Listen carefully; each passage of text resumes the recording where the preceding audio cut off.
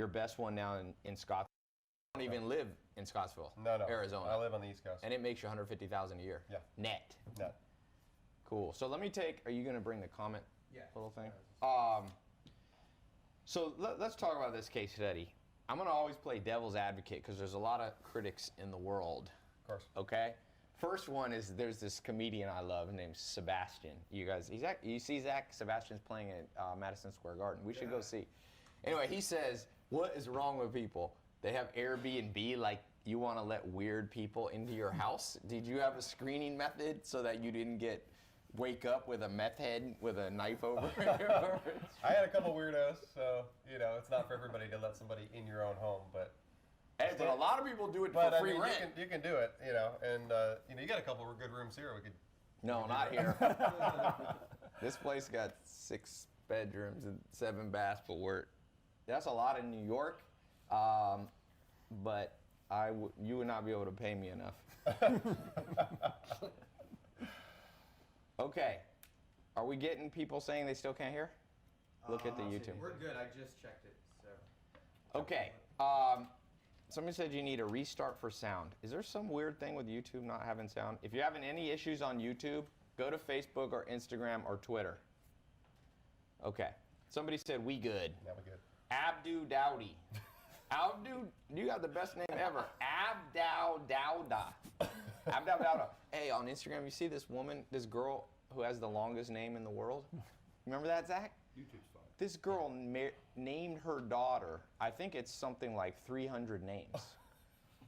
And she was on the Oprah show. Oprah goes, why did you do that? It's funny, Oprah's not even a regular question. It's like, what's wrong? She's like, I wanted my daughter to be in the Guinness Book of World Records. And she could say her own name. Anyway, Abdu Dowda. All right, let's give away some money I'm going to do more case studies. We're training you. This is kind of a preview of this new launch that I'm doing. A new program. 2 years ago, I launched the SMMA program, made ton of people millionaires, and you were in the SMMA. I was, yes. You were in SMMA. You were in S3 out of 4 here were in my SMMA program, and yeah, it's been. Somebody said that guy keeps the same pose and face since the beginning. Zach, you gotta give He some said the same expression. thing too. You gotta calm down. All right, let's give away $100. We're giving away $1,000 to the winner today, and then chance at $10,000 Friday. Who could be helped watching this by stack of 10,000 sent to you on PayPal? Not literally. You'll have to take it, deposit in your bank account. But who has the best business idea, specific idea, to share with the community? Don't worry, I'm not going to steal your idea. I've been doing this investor show for over a year and a half, and I haven't launched one of the businesses that won or anybody's idea. Anyway, the idea is to share this with other people. I'll invest in you guys so that you can start, you can start your own program. Okay. All right, you can start your own business. What is the best business idea? We got to pick throughout the show. We got to pick 4 to nominate. Then I'm going to put on my Instagram live and my Instagram story where you can vote. Somebody said Uber for prostitutes. Anyone? We got 4. We gotta vote. We have 5 investors here. Yeah. So we're doing what should we put on Instagram for the vote? Someone says, is this actually legit? 24-hour movie theater that premieres a movie at midnight. Protein shakes for meals. Need to be more specific. Back handle moisturizer. Help to stop smoking. Vegan fast food. All right, Yeah, vegan fast food. Jeff Perry. Yeah. Let me take a picture of this. Can you grab that comment? Do you see it? Jeff Perry. On Facebook? YouTube. Jeff Perry, YouTube. You're nominated. Everybody give that a thumbs up. Yeah, We have to have thumbs up. unanimous. good Unanimous. Here it is right here. You can scroll up. Yeah, I got it. Okay, so we've got nominee 1. That's going to be on my Instagram story in a little bit. I saw Zach move. Zach moved. Vegan fast food. Okay, and you're going to get $100 just for winning the audition. For winning the nomination. Anyone who's nominated gets $100. The winner of the whole thing, today's vote, gets $1,000, and they're entered automatically into Friday's 10 Gs. I'm investing in people, investing in businesses. That's why I call the show The Investors. I always have different guests on, so I got 4 guests on who all invest in real estate. Daniel Birmingham said Airbnb property management. Everybody give that a thumbs up. Thumbs up. I'm gonna give that a thumbs up. Sure. That's what we're talking about. Okay, that was the obvious elephant in the room that nobody picked. Did you get that on YouTube? No, I'll get it right now. His name's, what was his name? Daniel Birmingham. $100 plus you're now entered in the finals or the semifinals that we're doing. Okay, I'll come back to this. Case study. For somebody starting out, how did you get started with your own Airbnb and home sharing management company? So I ended up, I took your SMMA. I was also running a TV streaming company at the time. I combined those two incomes and I bought my first property in cash for $330,000. Nice. And then from there, I had only my taxes to pay on it. So I basically pay $400-ish per month, and I'm making roughly $3 grand a month on that property. You still have it? I still have it. Yeah, I have Yeah. pictures of it on my phone. Yeah. Pull up a picture. Let's show people. And it's in.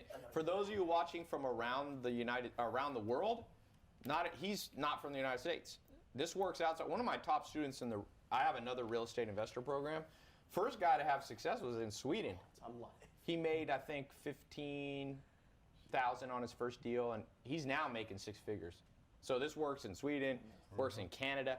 Basically, it works anywhere where there's home sharing. Let's talk about the legalities of Not this. North Korea. It's the only place you can. Not North Korea. North Korea, And you're some out.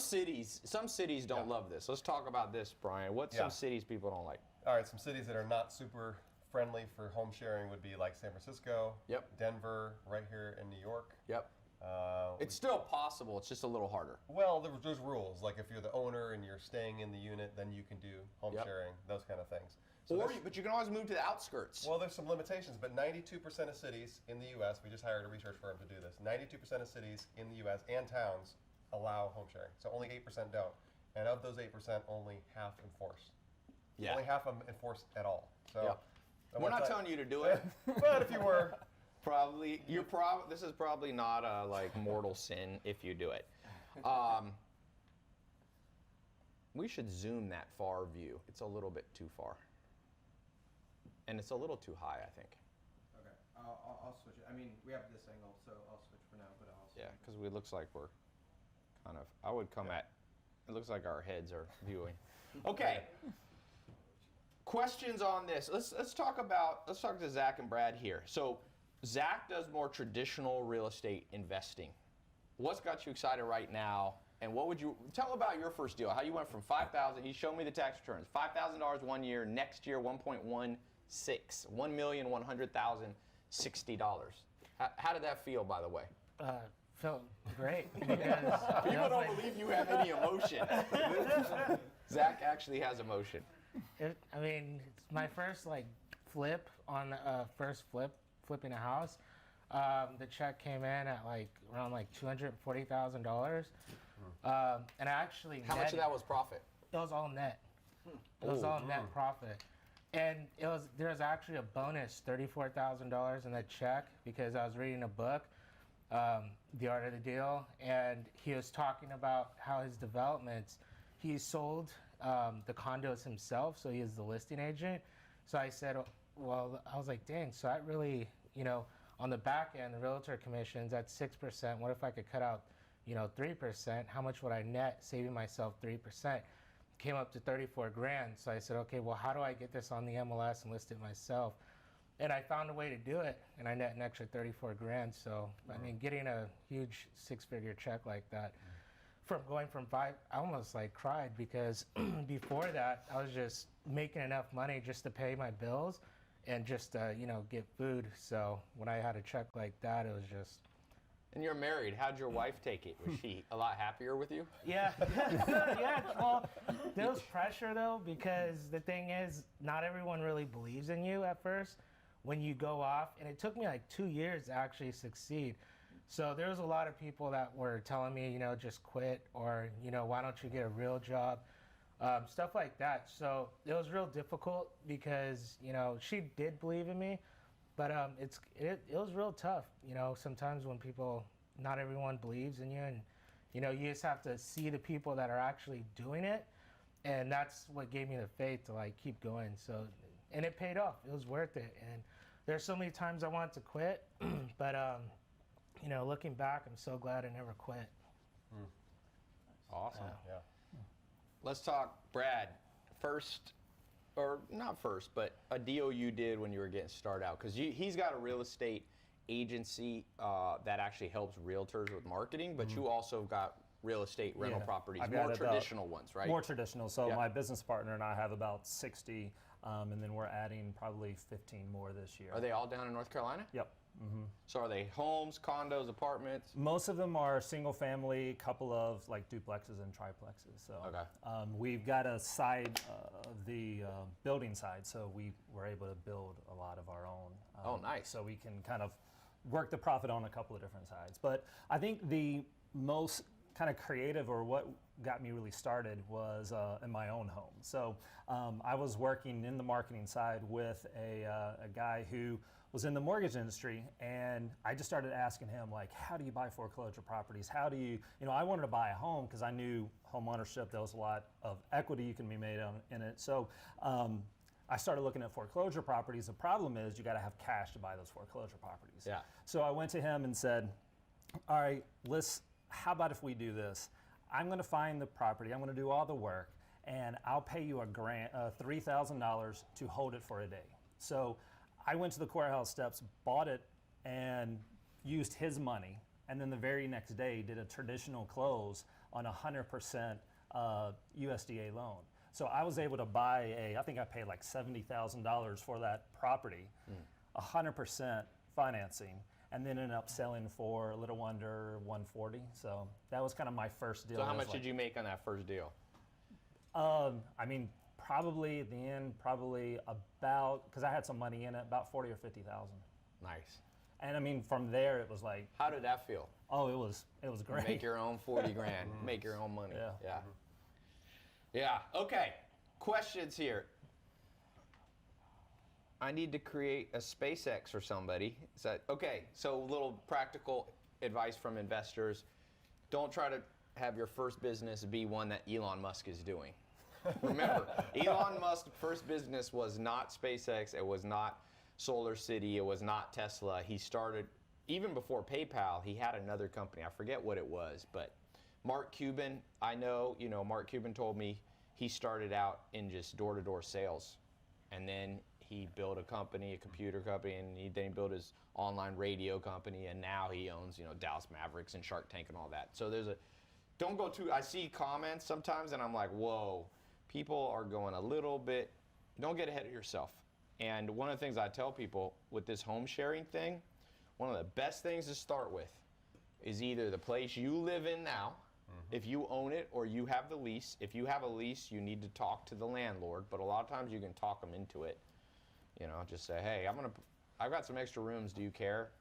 And if you have some persuasion skills, you can always tell them, the good That's my room news, right there. show this here. That's my room. That's the room you rented out in your first place? In my first place, yeah. A little room, pretty ugly. I furnished it myself and decorated it myself. And that place paid for your rent plus a little profit left over? Yeah, all the utility, everything.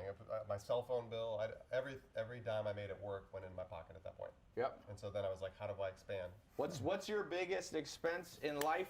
Almost always, your biggest fixed expense is going to be housing. If you look in the United States, like for example, loans, banks look for and expect people to be putting 20 to 30% of their gross income. That's a lot, because that's gross. You got taxes, so you make $5 grand. Banks are expecting you to possibly be doing, $1,000 to $2,000 a month. And so, if you can get it free, that's a badass way to start this thing. Yep. So, okay. By the way, we're going to be putting up here. I don't see if it's ready. Rick, ask Ben and them if it's ready. This whole podcast is kind of free training. We're starting a private test group, just like I did for social media marketing 2 years ago, just like I did for e-com, like I did with 67 Steps in 2014. Now I've got a new test group for you guys in 2019. So it's a paid test group, but we're giving you a whole bunch of free stuff because I don't want you to feel like we're just getting you on here to sell. But this is like my podcast, so we're going to put a little ad here in a second once the link's ready. Okay. Somebody's giving me the answer on Elon Musk. Our Pollard Realtor on Twitter said that Elon Musk made 22 million in his first business selling it. Then he put that all into PayPal, and then he sold PayPal, and his profit was about 100 million. Then he put all that. I've had some interesting talks with Elon Musk. He goes to a lot. He likes to go to Hollywood events. So I've talked with him 3 or 4 times. And believe it or not, I don't know if I told you this, Josh. I went with Dolph Lundgren to the Hail Caesar. to the Hail Caesar movie premiere, the Coen brothers. Anyway, you guys know who Dolph Lundgren is. He's in the new Creed 2, and he's also in Aquaman, which did $1 billion. So I've gotten to know Dolph Lundgren. He actually punched me once in the ribs and kind of slightly fractured my rib. He's like, let's play a game. We were training. He's like, you hit me first, and then I'll hit you. And he has huge hands. He got a big ass, like a brick house. You know, they say like Roberto Duran had manos, what were they? Manos de hands of stone. Anyway, he punched me in the stomach, and I had a slight hairline fracture in my rib.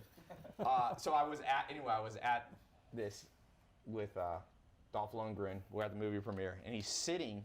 We get our seats. I go get some popcorn. I come back, and I'm like, we're sitting next to Elon Musk. So I go to Dolph. I'm like, because it was like Elon and Dolph. I go, you're sitting next to Elon Musk. He had no idea who that was. He's just chatting with him like it's nobody. We went to the World Series. I took my #1 300 student, this guy named Dan. I was talking about it earlier. He was in prison 2014 in a 12 by 20 cell.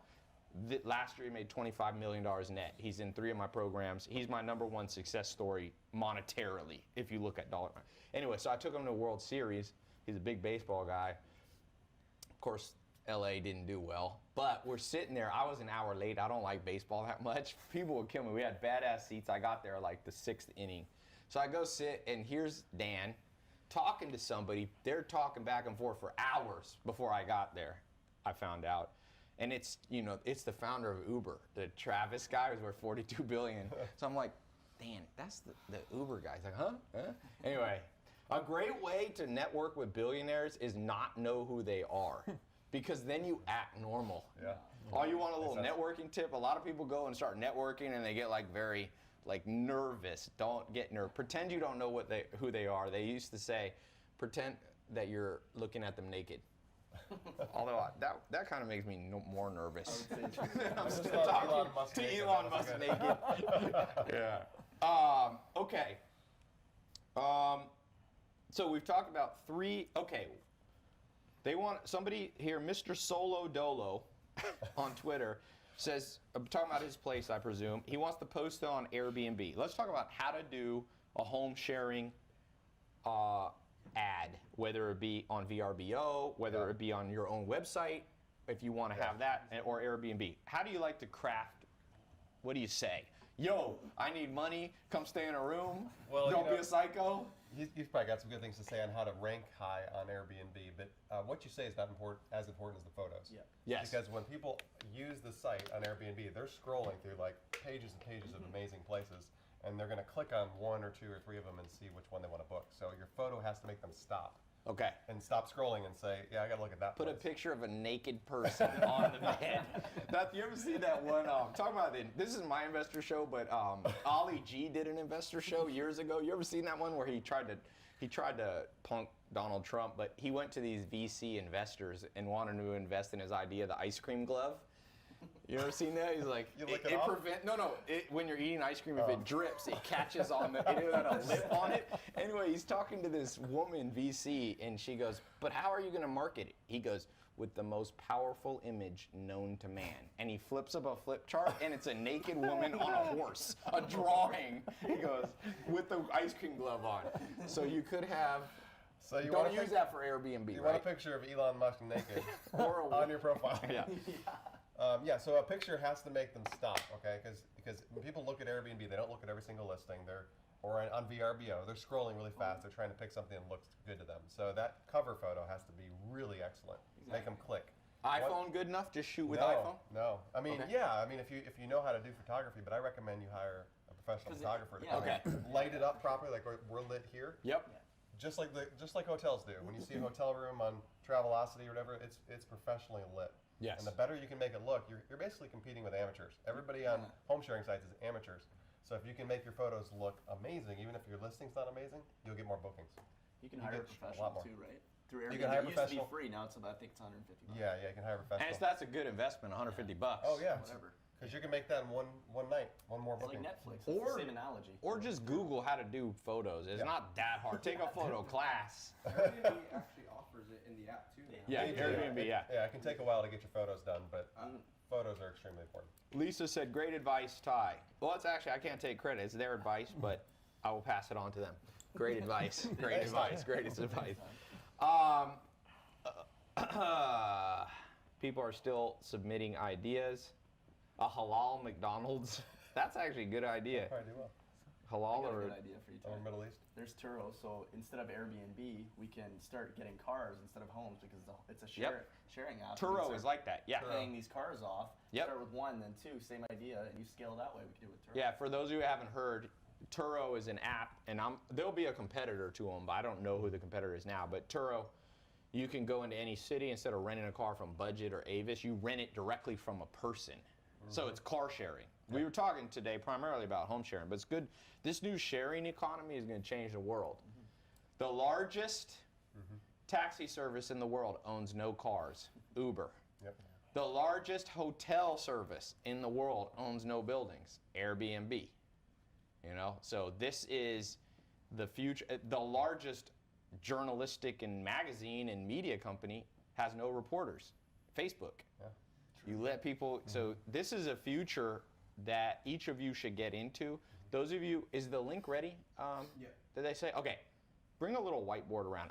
For those of you who are enjoying, I'm gonna take a little commercial break for a second. It's not really a commercial, but I launched the first test group in 2014 for my 67 steps. I launched my second test group in, I think it was 2016.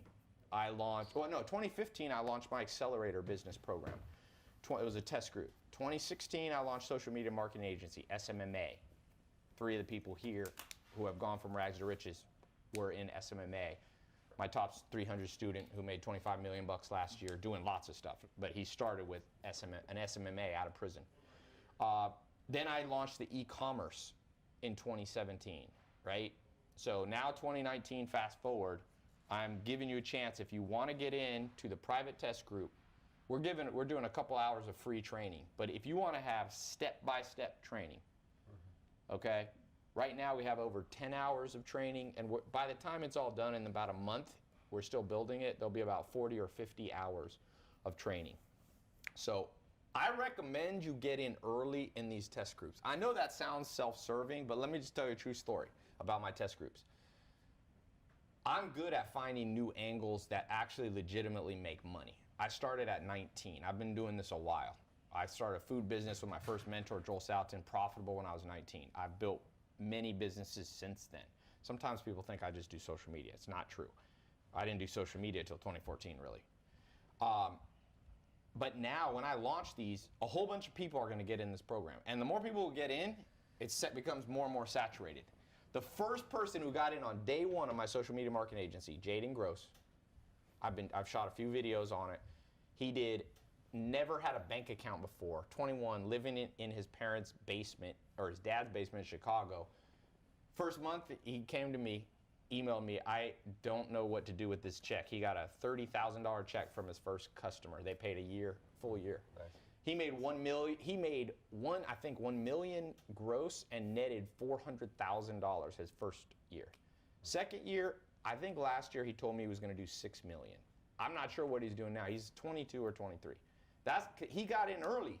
When he got in, anybody you talk to. Now I've trained over 30,000 people to launch their own social media marketing agency. So now I'm training people how to do an HSMC, home sharing management company.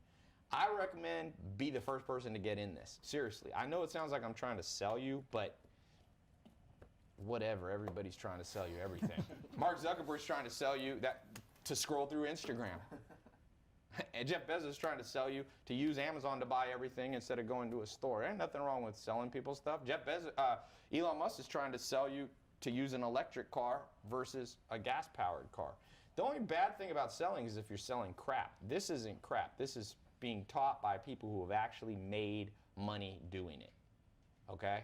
So if you want to get in, can you write the link on there? We put the link in YouTube Live. I'm going to read the name. I'm going to frame the name of the first person who gets in HSMC. Home share. I've never, this is literally live. And this is a new, history's being made. On day one, it was in September of 2016, Jaden got in social media marketing. And I don't know what his numbers are this year. I don't know if he actually hit 6 million. But trust me, when you net $400,000, you know you're in the 99.999 of the United States, which puts you in the 99.99999.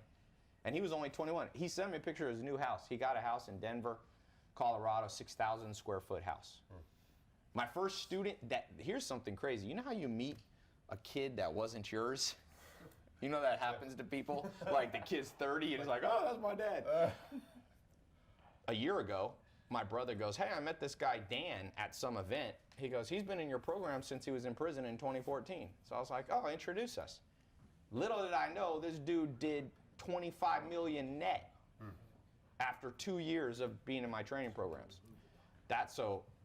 Anyway, this is the link right here, tailopez.com, HSMC Live. Or you can click the link on Twitter, Facebook, Instagram, YouTube. If you're listening to this later, tailopez.com/HSMC Live. That stands for Home Sharing Marketing Management Company. I'm going to teach you how to build a home sharing management company. Those of you in my SMMA, this is the perfect complementary business. Get into real estate, man. I've been in real estate since 2006 as a part-time investor. Don't even make it your full-time thing. It's your full-time thing, but it doesn't have to be. Grant Cardone is his full-time thing. You know, a friend of mine. Side hustle.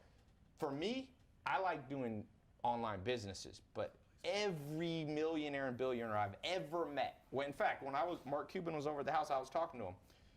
He buys real estate, multi-billionaire. If you go down to, I have a friend, an older mentor, who won't come on any of these streams. I've never gotten him. He's like 70. He's like, I don't like this newfangled thing. So he did a REIT roll-up. To do a REIT roll-up, you have to have over $1 billion in equity. Yeah, he made billions. And so I've seen millionaires who did it in e-commerce. They all have real estate. Jeff Bezos has real estate. Bill Gates, Zuckerberg, Elon Musk, everybody. So if you want to get in this training, it's a 3-month training program. We're going to have a certification. 4-month training program, certification, just like my social media marketing test group, except this is a home sharing using Airbnb. To get in real estate, you start with your own house if you want to. You start with your grandma's house. You start with your mom's house. You start renting rooms out. You take a cut of other people. Other people can own the real estate. Then you can take the profits and buy the place. Tell them about the one, what you guys are doing out there.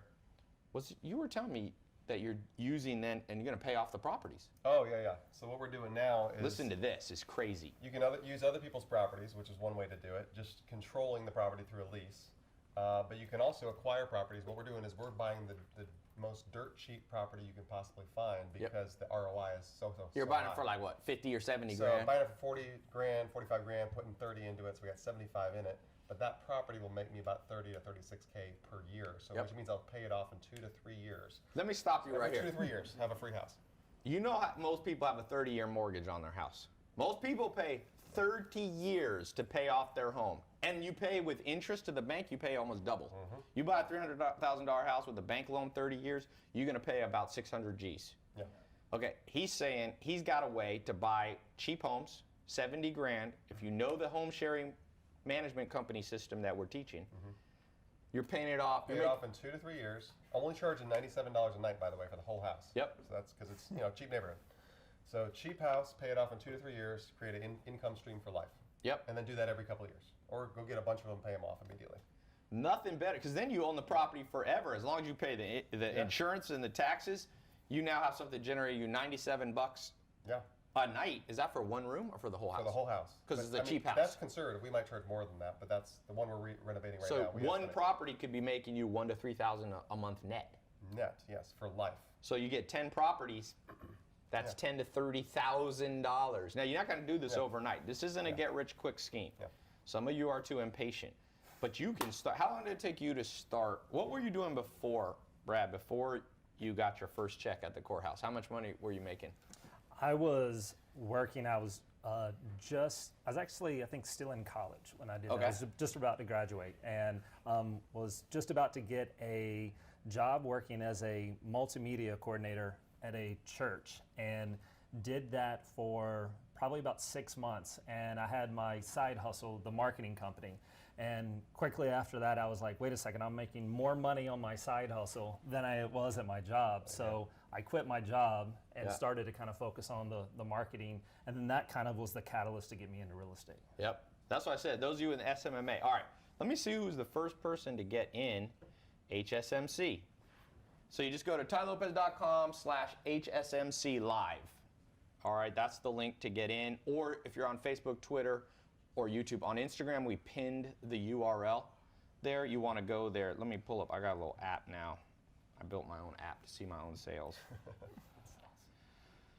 Okay, let's see. Oh, man, I think I already missed the first person. Okay, I'm going to scroll back. All right, I see the first person is right here. We just announced it. Let me just make sure there was no one before him. It looks like it's Felipe Bruno. Felipe. No, sorry. No, it is. Felipe is first. Yeah. Then Carhan Lacroix, David Marmon, Brian. Okay, so I'm going to... Felipe Bruno. Yep, Felipe Bruno was the first person at 2:45 p.m. 2:45 p.m. got in. Welcome. No, 2:44 on Twitter Live. On Twitter Live, right there, you could see it. Karan Lacroix was number 2 at 2:45. David Marmon was 2:46. I love it. Well, I said I'm gonna put a little plaque. Hey, make sure we get a little plaque for Felipe Bruno. Make sure we get him for all my. We got to find out who's the first person in my 67 steps. That was the July 2014. Then SMMA was September 2016. I don't know if Jaden was first. He was in the first day, but I'm not sure who was actual first person. You know. Okay, I see a little bug on my app. I want to fix right now. I want to add the location because then I know where you guys live. Okay. Youssef said, can you do this from your garage? Yes. You can. Hey, you know what you do? Home sharing? Set up a little bedroom in your garage, sleep in your garage, rent out your main house. Look, think about this. 1 week, live in your garage, make enough money to pay your rent, and in the other 3 weeks, you get the whole place. Or, No, I got one better. yeah, Airbnb your house, go on vacation. there you Pay go. for the vacation. Live at your girlfriend's. Live at your parents' or your boyfriend's. Not trying to discriminate. Okay. Somebody says, does Oprah do this? No. No. I don't think a lot of billionaires are going to be in the HSMC program. But you're watching this because you ain't in the HSMC. All right, let's do some more free training because I'm not here just to sell you. I want to open up the test groups because I have great results. 4-month test group. tailopez.com/HSMC live. Okay, let's go into some more training. There's 4 phases of any business I've always found. You can break down any business into 4 phases. So phase 1 of HSMC, we're just kind of brainstorming, to me, is getting your first home sharing deal done, whether it's in your own house. Remember, you can also do this for your parents. You can do this for a friend who has, you always got a friend that has a big house. Yeah. A lot of friends you might have got a big house and they can't quite pay the mortgage and say, dude, I can bring you an extra $1,000 a month. We'll split it. What do you think's the best split if you do someone else's house? If you're doing all the work and you're approaching somebody that's not already doing it, 50-50 is fine. So let's take a house. Let's say you got a friend who's got a house in the suburbs, 3 bedrooms, something like that. What's a realistic amount you would gross and net from that house? It totally depends on what market you're in. I mean, you can make a few $100. Let's say $500, Chicago. Let's say 1,000. Chicago. We'll Or you pick can a. make a couple $1,000s on just one room in Chicago. Yep. I mean, because I was doing a room and making $2,500 to $3,000 in Charleston, South Carolina. Yep. So, yeah, a couple $1,000s on a room. Let's Right- say you're right. watching this and you want to move out of where you live now because it sucks. This is the key. You go get a place. Now, there's important here. When you get a place, you need to have the rights to sublease it.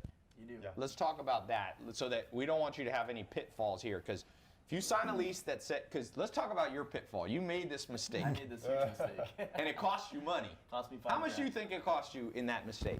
Well, it actually cost me $5,000. They sent me a $5,000 fine for infringing on their bylaws within the condominium because I signed a lease agreeing with the owner. They said subleasing is fine. We didn't read the terms and conditions on the bylaws for the condominium, and it clearly states no subletting, specifically on Airbnb. So I ended up paying out the fine. The owner and I made an agreement. Now the owner has it under her name, which essentially the Airbnb is now leased, and I manage it for 25%.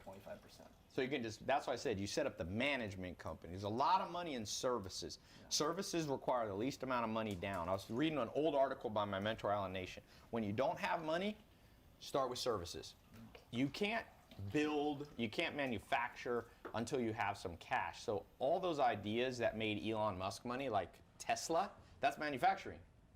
You need some cash. He had $100 million to start. So, by the way, those of you in the program saying, why am I paying money for this? You're paying money so you don't make $5,000 mistake. Exactly. It's going to save you a lot of money.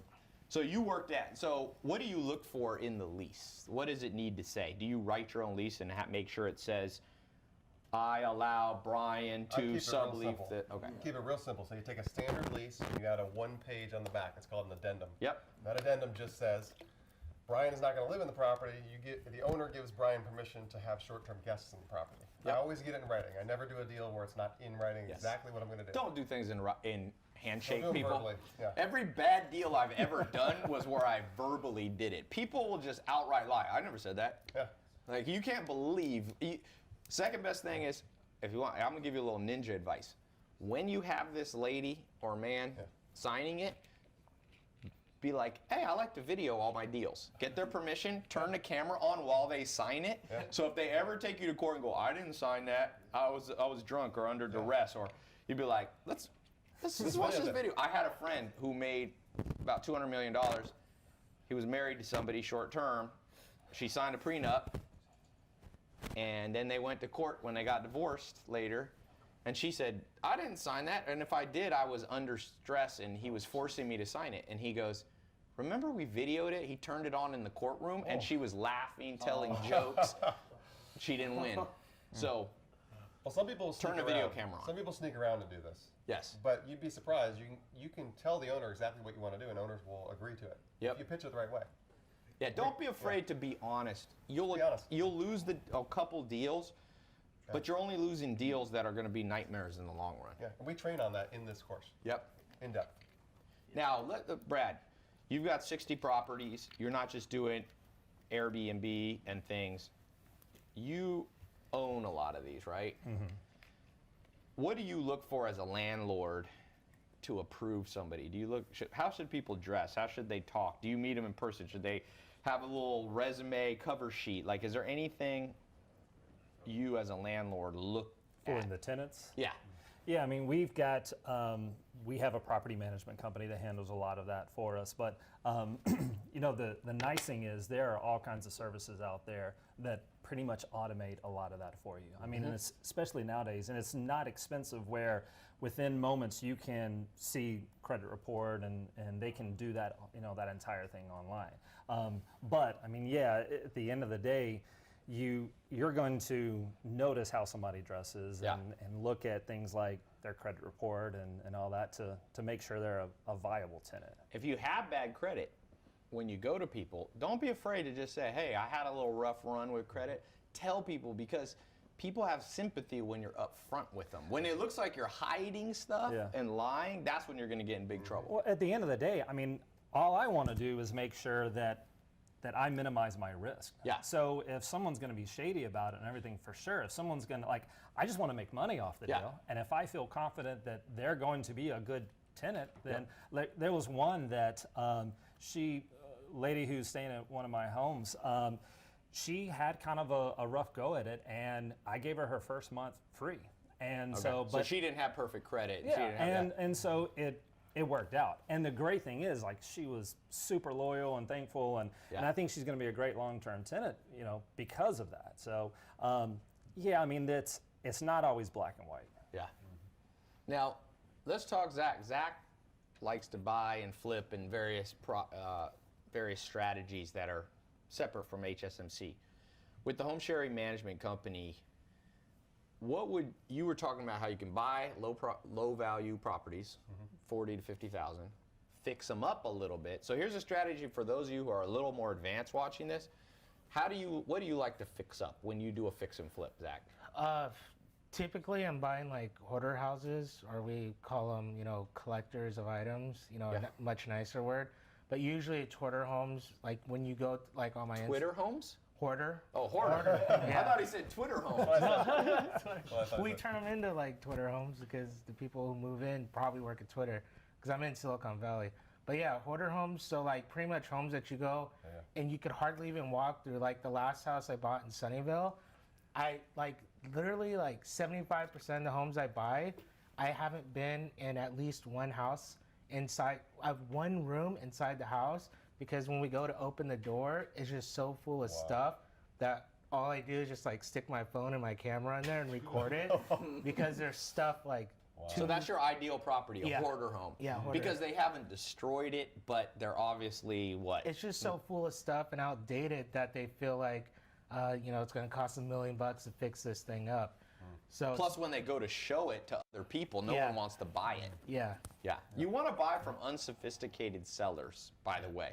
So if you go into a place and it's perfectly staged and they're like, we own 600 houses and this is one of them, you're not going to make a good deal with that person. But if you go into one and it's a hoarder, they can't even get a realtor to bring somebody in. It's such a junky place. Yeah. And by the way, you can find a hoarder home, and if they need money, you can also, here's an idea, and we haven't talked about this. You go to people who are home is going to be foreclosed. Oh, yeah.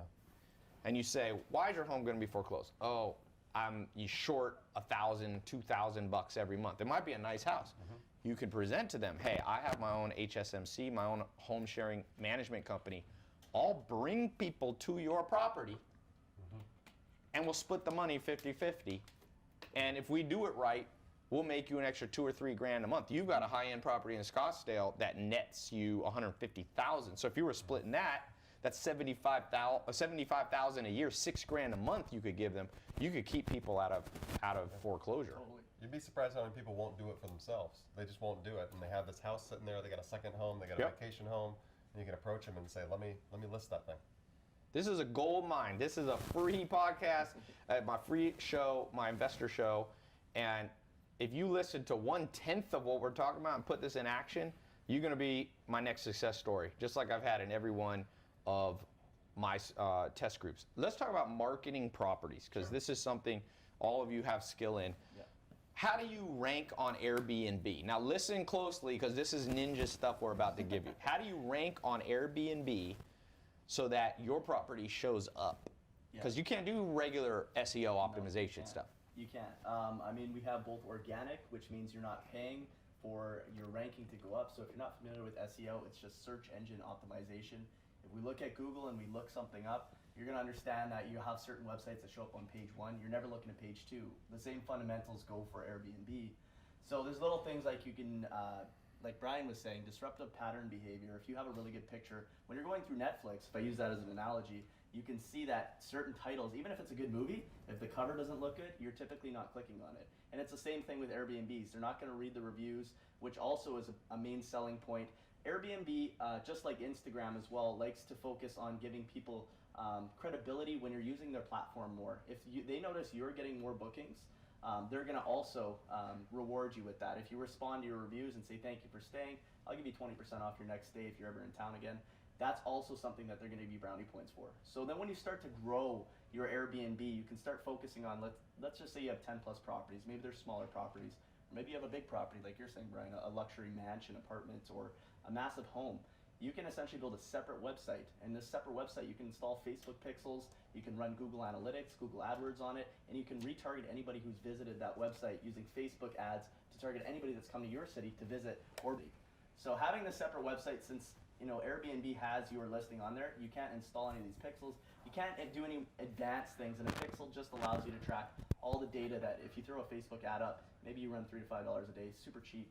You're going to get people's attention that are coming to your city for big events. It's a great way to fill the occupancy rate and boost up your SEO ranking. Yeah, and nowadays it's so easy to build. What software do you use to build a website? Do you use WordPress? I do you use- WordPress. Yeah, so you can make a WordPress installation. It's You basically can do basic stuff. Wix, you know, Yeah. it's super easy. yeah, One Wix. thing- You could do Squarespace, all that stuff. One thing you could do is if you know a conference like you were talking about this earlier, it's all about networking. So if you build a relationship with someone who's got a conference or a big event that's coming in, and you can get the email addresses of the attendees there, you can then take that into Facebook, upload that as a custom audience, Yep. and target based off of that. It's because those people are going to be going into that conference and You looking made to Zach's attend it. expression change. Yeah. That means that was a good idea. Yeah, it's a good idea. I'm like, wow, No, that's a because good idea. especially you go into places like Silicon Valley. That's what I first started hearing about Airbnb and home sharing. In fact, the guys who started Airbnb, we've forgotten to tell the story. Have you read the story of the yeah, founding yeah. of Airbnb? Yeah. It's because they live in Silicon Valley, and I think they were in San Fran. Yeah, Sam. And they rented their own place out. There's some air beds in a room and called it Yeah. Airbnb breakfast. So by the way, this is not an Airbnb only strategy, but if you want to know will this work, Ty, Airbnb's founders did this to become billionaires. Yeah. Don't forget that. So if anybody goes, oh, this sounds like a scam, I'm like, have you ever heard of Airbnb? Airbnb, I think, is bigger than Hilton Hotel. It's like, The it's top 5 hotels combined, Yep. bigger than all of them. and it started with home sharing. Crazy. So if you're not insane. taking advantage of this test group, you one day, I'm gonna meet some of you, and you're gonna be like, Todd, things didn't work out for me, and I'll be like, did you remember when I did this live stream? No, seriously, I don't like to gloat. I don't say it from a place of like, haha. I'm just more like, hey, everybody complains nowadays, but when you give people a chance, people go, oh, I don't, I'm afraid to do it. Don't be afraid.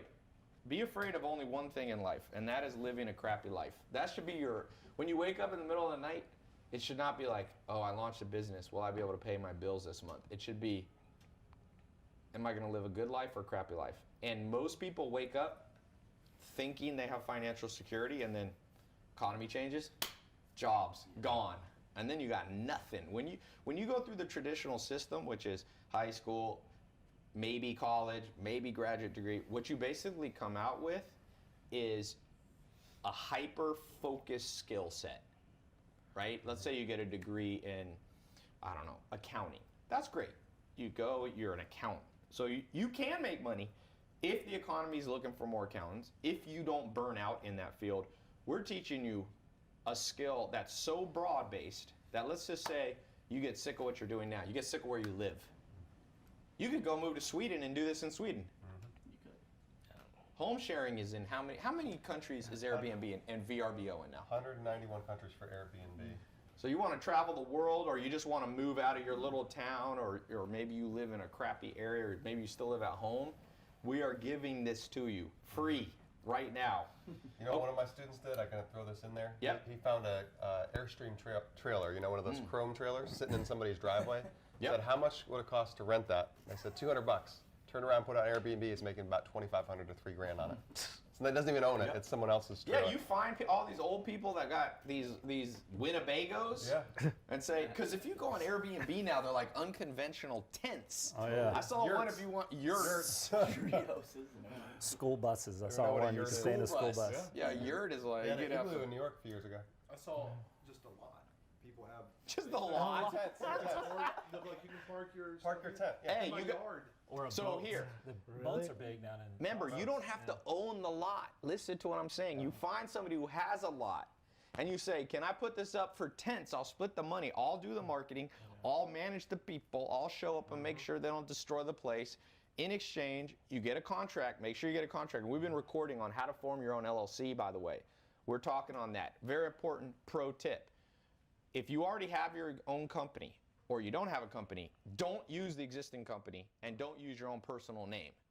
Because if someone ever you have a home sharing management company like we're training you, somebody comes rent a room or puts up a tent in a lot, trips and falls, you want that lawsuit against your LLC, not against you. And as long as you set up your LLC, or you can use a corporation too. As long as you've set it up correctly, you'll have some protection. Not 100% protection. If you do something fraudulent or something stupid like, I don't know, you put marbles outside the tent, so when they walk out as a prank and they flip and fall, you may not be protected. But assuming you're not a Uber for moron. prostitutes. Yeah, don't do Uber for prostitutes. That was one of the things. Speaking of that, how much time more do we have on Instagram? It hasn't. Here, check Twitter. Check Twitter. What's the time? 51. Harold said, "This is I got 9 awesome. Many people learn to you, Ty, or from me." I think this is it. By the way, I get a lot of people in other countries like Brazil, India, places like this. Still will work because tourists are coming into those places. Someone even messaged me on Instagram from Mexico, and he's like, "I'm doing this in Mexico, and I want to let me know when the program's available because I want to do this in the U.S. too." Yeah. I was rafting in Costa Rica, and the raft guide, who spoke almost no English, was translating to me, and he said, "My home is right here on the river. I'm thinking about doing Airbnb." And I was like, "How much do you pay in rent?" And he's like, "I don't know, $180 a month." I was like, "I'm a gringo. I'd pay $75 a night to stay there." He Yeah. was like, "Really?" So yeah, he was going to do Airbnb down there. The only people are going to lose from this whole system as this grows and we build this whole movement is Hilton Hotels, Marriott, but forget them. No one cares about corporations anymore.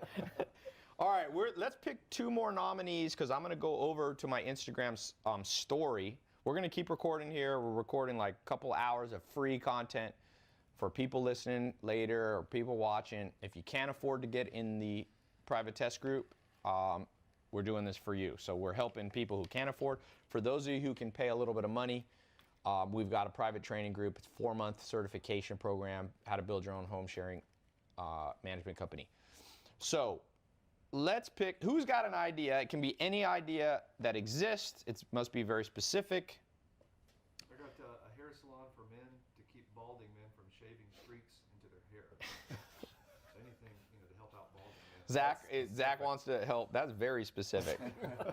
Brain pills for concentration or memory. Let's see. I'm just going to read some out, and we're the judges. It's $1,000 to who wins who today, and then a chance this Friday to win $10,000 on my next episode. Multi-language voice translator, Uber for personal trainers, organic CBD oil. Okay. Let's see here. You know what we need to do in the future? Can you guys have one window with 4 tabs at the top? And it's too hard this way. Yeah, I hate I can do that. Macs. It's like, no, because I'm doing this right now. Because it's annoying. I like some things about Apple. I like iPhones. But some things are just so annoying in their interface, I swear. Like, where's Twitter? Okay. Dog treat subscription box. Anybody who likes any idea, just yell it out. Anybody like that one? Sex education program. That's called Pornhub nowadays, I think, for most people. Yoga scented mats. Does that mean it's a mat that's scented like strawberry or like a mat that's scented like sweaty like people doing yoga? Because that one's not going to go well. Bellboy Company. Halal fast food in America. We already have vegan fast food. Keto juice. Isn't keto juice water? There's no carbs in water. Bowling machine for cricket. You're not going to do well in an American thing when you're voting on anything. Americans know nothing about cricket. I've tried to get people, cricket is like rugby. I used to live in New Zealand. You try to explain rugby to an American, it just looks like the guy, whenever he's about to get tackled, just kicks the ball. Americans are like, what? They call it gridiron. We like somebody to get smashed. I mean, they do get smashed in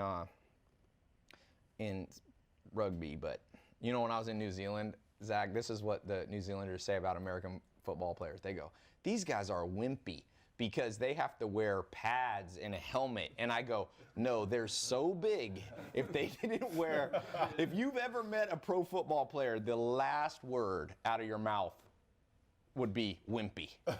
These dudes some of these guys, there's guys that are 300 pounds that can run a 40-yard dash faster than anyone in history could in the 60s.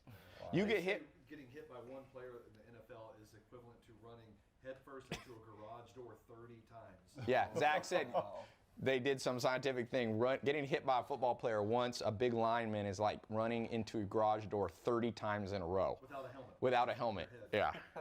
No. People keep saying put an ATM ATM near near the Airbnb. the Airbnb. Is that Collect fees. Yeah. okay? ATM machine. We'll put that. Write these down. We've got 3 so far. Write it down for me. I've seen about 4 people post it. But what? You just pick one. I'm actually. Do you guys have 1 and 2? We need 4 That's a solid nominations. idea. Did you? We have the two. ATM fees. And that's the third. He's going to get us in. We need one more. Course on that, too, Tinder for influencers. on how to do that. Small personal robot music player. You mean Spotify? It's kind of like a robot. I don't know. Or you mean like a robot that goes around your house? What? I don't like that one. An app like Tinder, but for friends. So when you move to it, they've tried that Tinder friend thing. It doesn't have the drive and the juice. Hey, are you really excited about meeting strangers and becoming friends with them? No. It's only dating that works, I think. Esports agency. Yeah, what do you think of esports agency? People like esports. I think there's a lot of potential in it. Plant seed cigarettes. You smoke seeds? Okay, sounds like a cannabis business. Online school site to share your assignments worldwide. You mean an online school site to cheat? Globalcheating.com. Food smelling app. Oh, wait, what is that? Smelling out. Video gamers. Remember when I said it can't be generic? You can't say video games. That doesn't. Business app. I said don't be generic. Someone said business. I told him yesterday, Zach, the thing about The Office. What's your strengths and weaknesses? Weaknesses, eczema. Account strengths, accounts. Video freelancing, app to score relationships. 90 seconds on Instagram. All right, Instagram. Don't come right back on. We're going to go live. We can only have an hour on Insta, but we're going to go live again. If you want to see who's winning $1,000, and then this Friday who has a chance at the 10,000. This is 10,000 right here. So 1,000 of it's going today, 10 of these, and 100 of these are going on Friday. Renting a piece. Massaging sneakers. All right, do we like that that? means. Unanimous? Anybody? No. No, I don't think. All right, I got to know. An eczema app. Invest on medical stuff. Vegan protein shakes. I actually own a business that does that. Leasing company for small items like shoes. They do that in Brazil. In Brazil, you can put anything on a payment plan, including toothpaste. A bottle of a thing of toothpaste, a tube. Wow. People be paying 10 cents a month for 2 years. Colgate.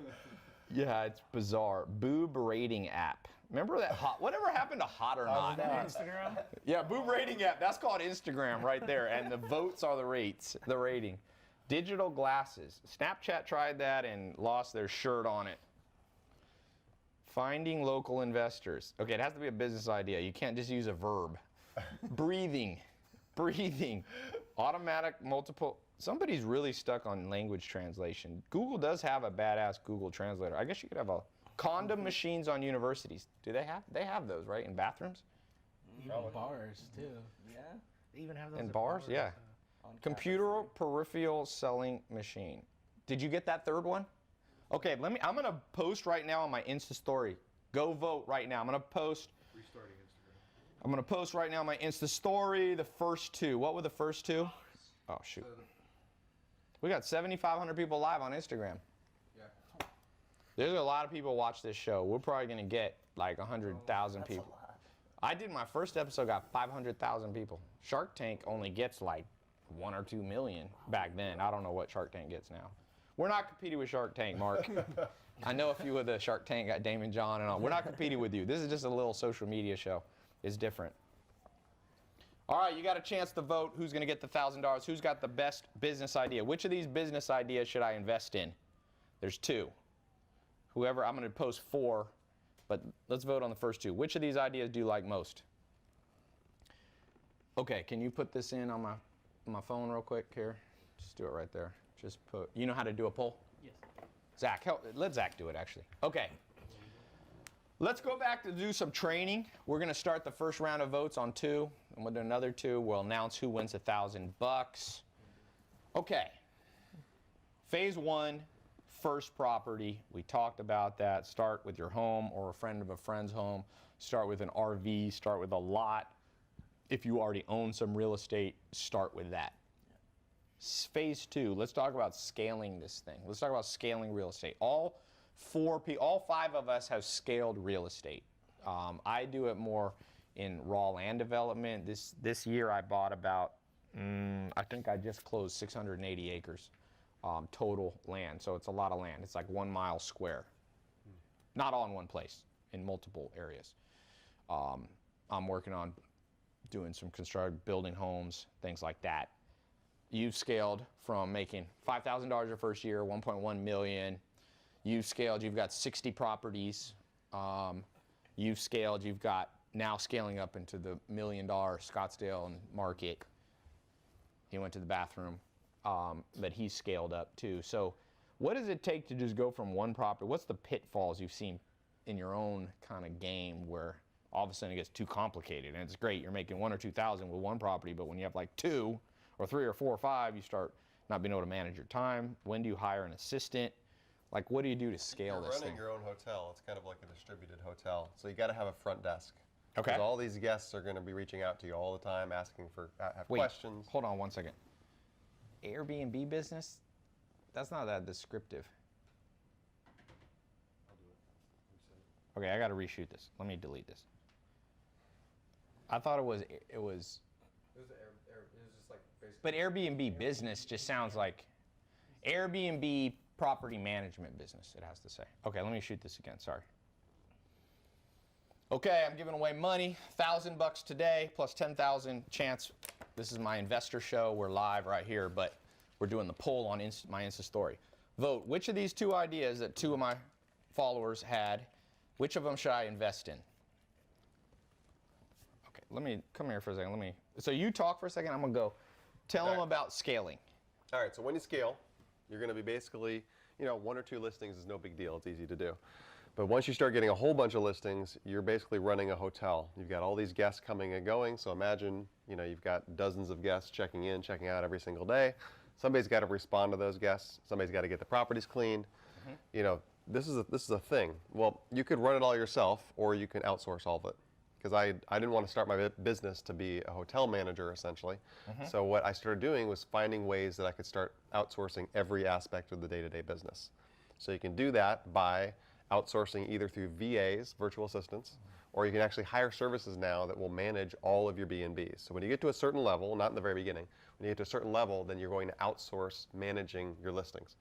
And those services are going to also manage the cleanings on the properties. So it allows you to basically work very, very part-time hours and manage unlimited numbers of listings. This is what all the big operators do. So the top 1% of people that are on Airbnb, the top 1% on VRBO, that are making multiple 6 figures or even 7 figures, that's what they're doing. Okay. Yep. And you could do that relatively inexpensively because, Yeah. like, we've got a gal in the Philippines that Yeah. she handles a lot of, stuff for us. $5 an hour? Yeah, I mean, Yeah. it's crazy. So Yeah. You don't have to think that it has to be like, okay, now I've got to get an office, I've got to hire someone, it's got to be local. It's a few bucks an hour, yeah. And nowadays there's people like on Upwork and all these different websites you can hire very inexpensively, and that's what they do. They actually advertise, I am an Airbnb manager.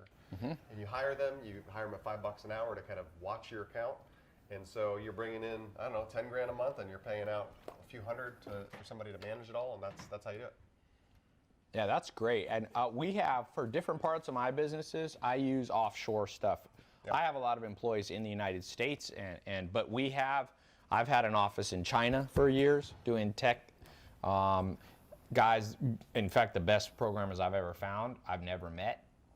So they call this, basically, it used to be called outsourced. There's different names for it. But I think the Philippines is a great place because they speak pretty good English. That's the key. You gotta have somebody that speaks You English. don't want China is not a great place because most Chinese people do not know any English. Yeah. Really. Yeah. It depends if they're going to answer phone calls, because you can do everything through the app, so it's all messaging. They don't have to be able It's to speak great well. to answer But you phones got to if have you somebody can. to pick up the phone. Because remember, people are getting ready. They're on Airbnb, they're on VRBO, and they go, okay, do I trust this person? So let's talk about in your marketing of your properties. How do you make people trust you that are flying in from another state or country? You have good pictures. We've Yeah, for covered sure. that. That's number one. But do you think answering the phone can help? Because I was in the UK and I was gonna do Airbnb, and I couldn't. One of the properties, it was an expensive one. It was like $1,500 a night. Yeah. And they wouldn't answer the phone, or there's no contact, and I was like, I'll just get a hotel. Yeah. Reviews. on Yeah, Airbnb. exactly. Yeah, People reviews trust are you. great. People Yeah. trust you because you have a bunch of They good didn't have reviews. any reviews on that one. Okay, that's sketchy. So I'm like, I ain't gonna be the first person to do. No, they had like one review. It looked like their grandma wrote it. It's like, my sonny is a great grandson is a great landlord. Well, Rented it it themselves. tells you their response time too, Does right? tell you. So I pick when I do Airbnbs, I look at the response time to Short see how response quick they reply. Airbnb actually prefers hosts that respond within 10 minutes. That also helps rank up your listing. So I mean, push notifications. Obviously, Brian, we talked about using VAs, virtual assistants, people who you can outsource to, as Ty was just talking on. And then one, as you grow, is Guesty, Guesty.com. Yeah, guesty.com. Yeah, they'll take care of everything. So let's talk about Guesty. Tell people who've never heard of this before. So they'll take anywhere from 3 to 10% ish. Is that what it is per Yeah. booking? So it's not per month, and you need to have X amount. But when you started, you were saying it was 3 properties. They've increased it so when you got 10 or more listings, then you can go to a service like Guesty, and they will Correct. handle everything. Literally, it's totally hands off. Yeah, yeah. So you can automate your business. You may be spending an hour, a week doing this, just making sure that the cleaning is in place and your properties are doing great. Yeah, but a VA is a good way to start for somebody who just has a couple listings. Yeah, if you just have one or two. Yeah. And where did you find your VAs? Did you go Upwork? Yeah, Upwork's yeah. a great place. If you've never used Upwork, you create an account, gives you access to a literal global set of service providers for everything. You can get designers, logos built. You can use 99 Designs. A friend of mine started that to build logos and website design. But you don't even need to get that advanced because you're going off Airbnb. Now let's talk about some non-Airbnb because this isn't only an Airbnb strategy. Let's talk about VRBO. Have you Okay. used some of those? Yeah, VRBO is going to be for a lot of your higher end properties are definitely going to pop up on VRBO. Airbnb allows you to do rooms. You can't do rooms on VRBO. Yes. Airbnb also has lower fees. Airbnb is by far the largest market leader in the space, but there's money to be made on all the platforms. Yeah. I specialize primarily in teaching Airbnb, Yep. but I'm just now learning and getting to know VRBO a little Yeah. more. What are there others besides VRBO? HomeAway and VRBO have now merged. They've got the same company, but Yep. you've got Booking.com. You've got a lot of other ones coming into the space. Airbnb allows you to kind of go beyond just property. So you could do yachts, you could do all these weird things, tree houses. Yep. Whereas VRBO is going to be more your vacation, it stands for vacation rental by owner. So that's going to be like you go to the beach, you rent a beach house, it's going to be VRBO. That makes sense. Grant Cardone just joined. Grant! GC! Gotcha. Let me see. How do What's I up, Grant? here? Let me bring him on. Let me see if I can. You want to bring me that phone? Grant, we're talking about some new real estate, little real estate strategies, home sharing marketing company, a new test group I launched. I'm headed out there, by the way, to Grant Cardone's 10X. Let me say hello. Yeah, I'll flip it around. Where is Grant? Well, now I lost him. How much real estate do you boys own? Well, as I told you, I bought about 600. Grant Cardone, people call him Uncle G. He's an OG in real estate. I'm developing about 600, 700 acres. Combine this group, well, these two have done about 5.5 million. They've grossed from their properties, but obviously they're not on your level. Everything I've done was with someone else's property, Yeah. other people's properties until just recently. My friend Brad here has 60 units that he has in Raleigh, North Carolina. About 60? Yep. Yeah. So, you there, Grant? Oh, I forgot to scroll up. So, Grant, by the way, if you don't have a ticket to 10X, you should head. There we go. Grant Cardone said 10X it, baby. He's going to 600. But if you guys don't have a ticket to Grant Cardone's, I'm going to be there. There's about, I think, over 30,000 people going to be there. It's February 2nd or something. So I hope you guys will show up. And I think it's now the biggest business networking event in the world, isn't it? The biggest event? Grant, officially now. Grant likes to go big, man. By far. Grant likes to go big. So, anyway, thought I'd say hello to Grant. All right, let's go back to what we're talking about. So you got the home sharing, you've got VRBO, you got HomeAway. Oh, is this mine though, where I can see my stats? There we go. I mean, there. Invite him in. Oh, here, Grant. All right, Grant wants to come in. Let me see. Zach's got my Instagram phone stuck. Now, the only problem, Grant, not everybody's going to see this because we're streaming live. We need our big TV up here. Invite me in, son. Here, let me do it. I can do it, Zach. Is that what he say? I know how to do it. This is invite me in, son. Scrolling back. Yeah, I'll find it. Okay. Yeah, don't close it because it says, where is Grant? All right, you just got to go up here. Da-da-da-da-da. Let's get some people on. Is this the one that you're on live on, right? Yep. Oh, wait. It should be pointing towards my face.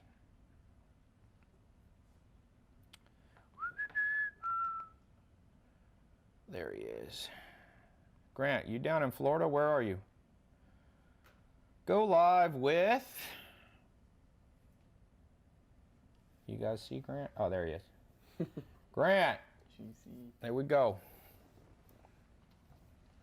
Waiting for Grant Cardone. What's going on, handsome? What's up? I'm uncomfortable with that name. How you doing, brother? Good. We got some people in the game here. Say hello. What's happening, man? What's going on, Grant? I'm gonna point it so everyone can see you on our other cameras. So we got Grant Cardone, he's kind of the OG of real estate and real estate training. Grant, how many units you got now? 2 million? 5,000 units. Can you hear me? Brad got 60, so he's got I'm coming after you. 4 or 5,000. So everybody here needs the 10 exit, Grant. 100 exit. Hey, let's talk real quick about your 10X conference, because not everybody here. I got about total about. Hey, I got 400 vacant units. 400 vacant. Hey, I know what we can do with those, Grant. These guys are experts in Airbnb doing home sharing stuff. Let me fill them for you. Let me increase your revenue by 300%, Grant. I can fill those. He's gonna home share them for you. home Put share them all up of on them. Airbnb. Yeah. All right, we're gonna have to Connection. What call is the connection? Grant, our connection. We'll bring you on next time. Our connection's a little crazy. It froze on your face looking angry at me. He's smiling. Oh, there he is. Go to grantcardone.com. I want to see all of you there. I think the capacity is like 32,000. Give this back to him. Okay. 32,000. So they might be sold out of tickets. But if not, I'm not just saying that. I don't get paid on any of the tickets sold, by the way. So I'm not saying this out of any greed. I'll be up on stage, so I guess there is some greed there, you know. But it's a 3-day, I think it's Friday, Saturday, Sunday, and they've got some real estate training also on, I think there's a Monday mastermind. I'm not involved in that, but let me just tell you this real quick to all of you listening in here. You know, this is my investor show. I'm gonna have Grant back on. I've had Grant on a few times. Very important that you understand 200 years ago, 1800s, not quite 200 years, people started realizing that, because this is really the rise of the entrepreneur. In the 1500s, there weren't that many entrepreneurs because you had serfdom and you couldn't own land and all that. But, you know, the rise of modern day, let's say, capitalism or entrepreneurialism, people started realizing, where do we invest money? And the first place is in your own brain. The second place is in relationships. The third place is in actual properties and businesses. So what do I mean by that? The first is in your own brain. What can you do with that? Books, programs, conferences, audiobooks, magazines. I spend at least, I have one of my 67 steps, which I recorded in 2014, I spend $35,000, I think $32,000 a year on books. And people think that's crazy. That's a big book budget. And I'm sure it's higher now. This month, because I'm equipping, I got a new place here, this place in New York, and I got another place in New York. So now I live in over 5, I got basically 5 homes right now that I live in, that I rotate around. And I like to equip them with the same library in every place.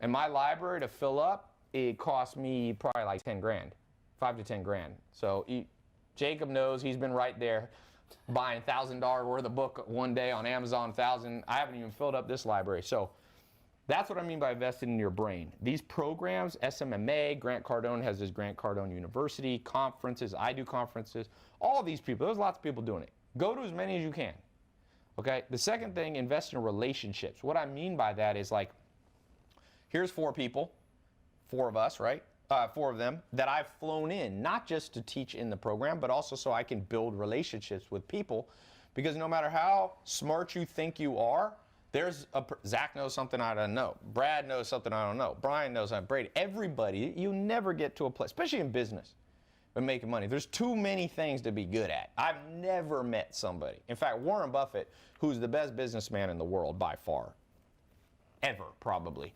he says he only has a small circle of competence and he stays in that circle of competence. And then he surrounds himself with other sharp people, like Charlie Munger, his business partner, who is a lawyer. And Warren Buffett said, I wouldn't be so rich if I didn't have this business partner, because he knew the law. So he had that relationship. You know, then the head of the underwriting for Geico that Warren Buffett owns is this guy, I can't pronounce his name, but he pays him. That guy makes like $100 million a year because he single-handedly built like a company with probably $1 trillion in assets. Trillion. So Warren Buffett invested in that relationship, and he built that guy. You know, he took them and trained them and helped them. So when you go to these conferences, whether it be Grant Cardone's or any one that you go to, you're investing in the second and third pillar here, because you're getting your brain, you're building the first and second, sorry. Then the third part to build the pillar is in your actual business. You got to put money to get up your Airbnb, to build your website, to run some Facebook ads. You like to buy properties and actually build homes on it. I like to buy raw land and develop it out. That's only the third part. So where a lot of people go wrong is they go, well, I got a college degree. That's great, but that was only good for then. You're not in college anymore, most of you.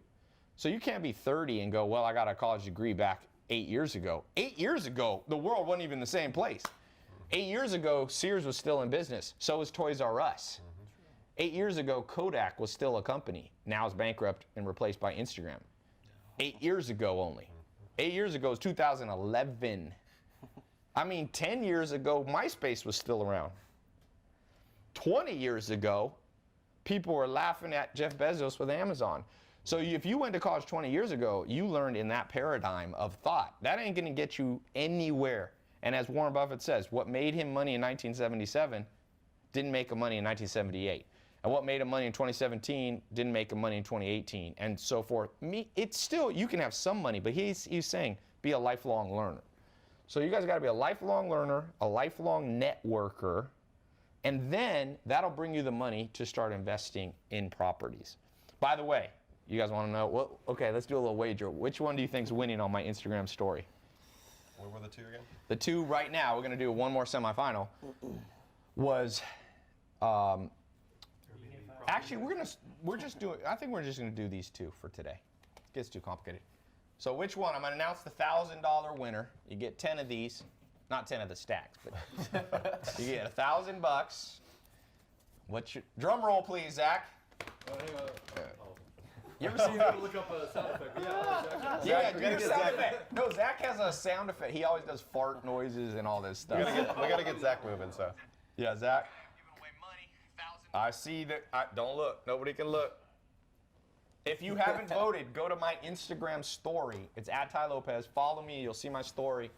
And just vote real quick on the 2 options are vegan fast food. What business should I invest in? Vegan fast food or an Airbnb rental company? Drum roll. It goes for a long time. All right. And what do you say, Zach? Fast food, vegan, fast food. You say fast food, vegan? I'm going ATM. No, we just did Airbnb business or vegan fast food. Vegan. Vegan? Airbnb. Airbnb. I mean, we got Yeah. I love that. And the winner is 60% Airbnb. Yeah. 40%. Okay, what was the person's name who did the Airbnb? Daniel Oh yeah, I was like Daniel Birmingham. Daniel Birmingham, you were on YouTube. We're PayPaling you $1,000 this week. Plus, more importantly, Friday, you're going to be in the semifinals with 2 to 4 other people, ideas, for this stack of $10,000 bucks. Nice. And by the way, what could somebody do with $10,000 to start their own HSMC? A lot. Yeah. That would get you a couple listings easily. Easily, 3 to 4. Yep. 3 to 4. So, yeah. Congratulations. If you didn't win, don't worry. I'll be back on here this week. We'll be doing more. We'll be doing more of this. Okay, I want to talk. So phase 2 was scaling out, how you get people helping you. Let's talk about accounting and legal stuff. Kind of boring, but important. Forming an LLC, what you're doing. Is there any special accounting? Let's talk. You're in Canada, so there's some business licenses needed. Zach, why don't you talk about what you did in real estate? You use LLCs? Yeah. So I use LLCs. When I first started off, I created my own LLC, and it's real simple.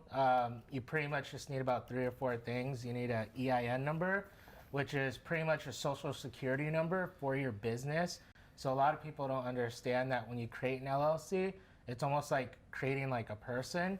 And it has its own tax number, kind of like everyone has a social security number. Your LLC has an EIN number, and it only takes like 5-10 minutes, worst case scenario 15 minutes to make an EIN number. You just go to irs.gov, and you can just Google search EIN number irs.gov, and it'll pop up. It'll say apply for an EIN number. You just apply for an EIN number. And then second step, since I'm from California, I'll use Articles of Organization. So you just go to the state website, California Secretary of State. You just Google Articles of Organization for California, and then the government website will pop up, and it has a downloadable PDF.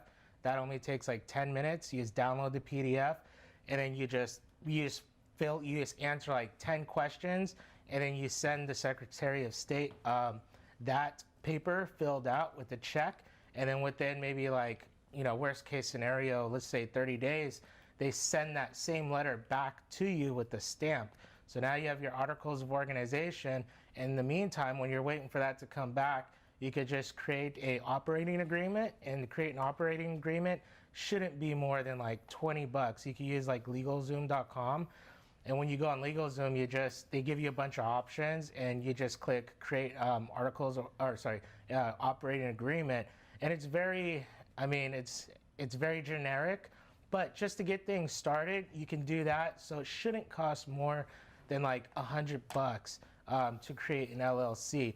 And then once you start generating more income, let's say $10,000 annually, which is a very small amount, which you can do.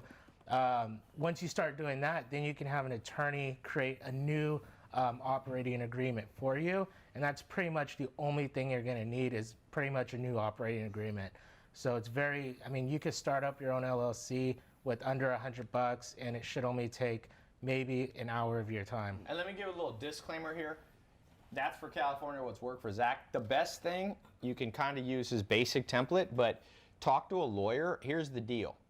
If you don't have much money, go up to a lawyer who's like maybe fresh out of law school and say, hey, I'm going to be doing a lot of these.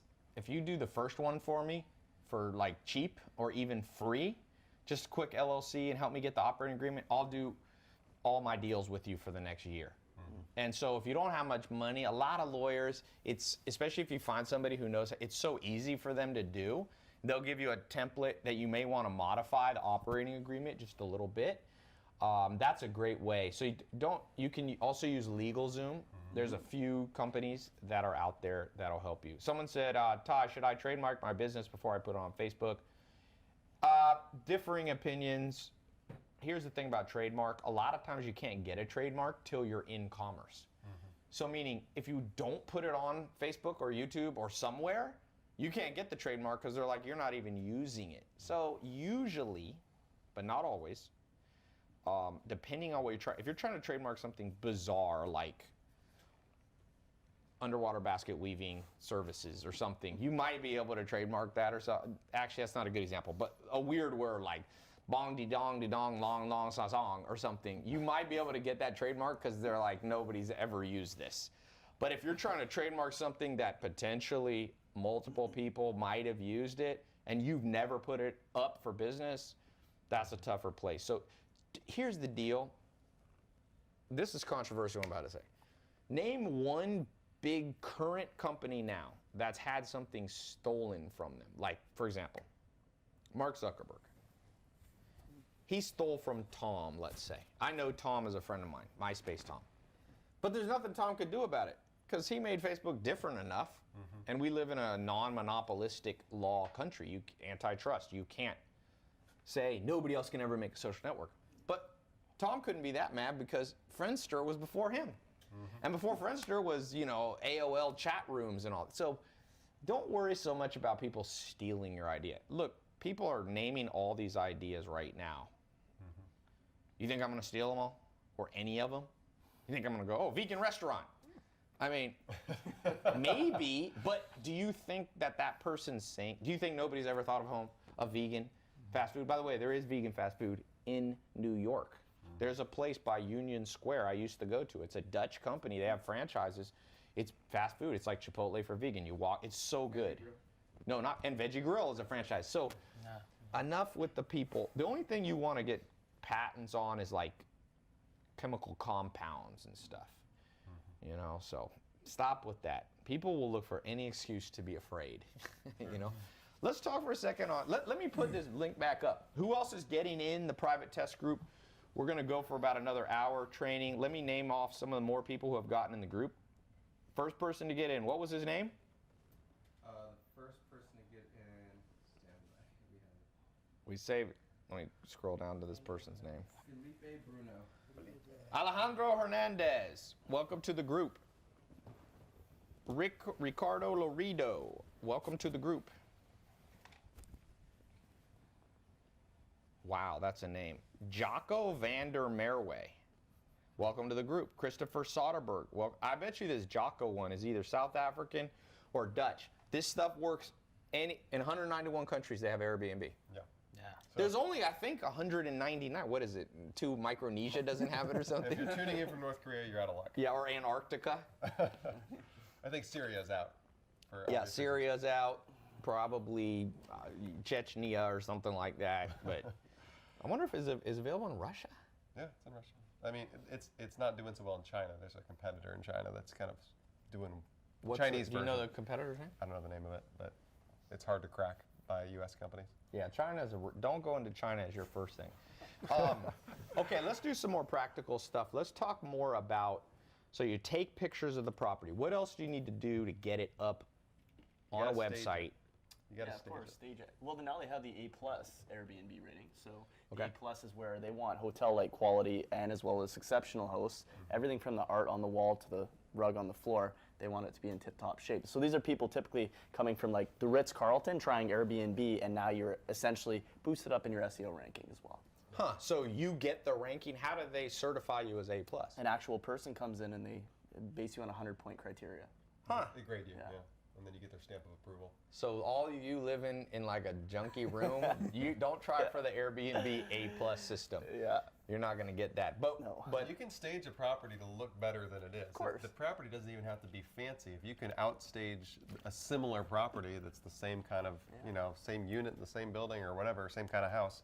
And by staging, I mean you're decorating it properly. Like I'm no decorator, but I can find somebody that knows how to decorate it and make it there's look companies amazing. that'll do it for you. Yeah.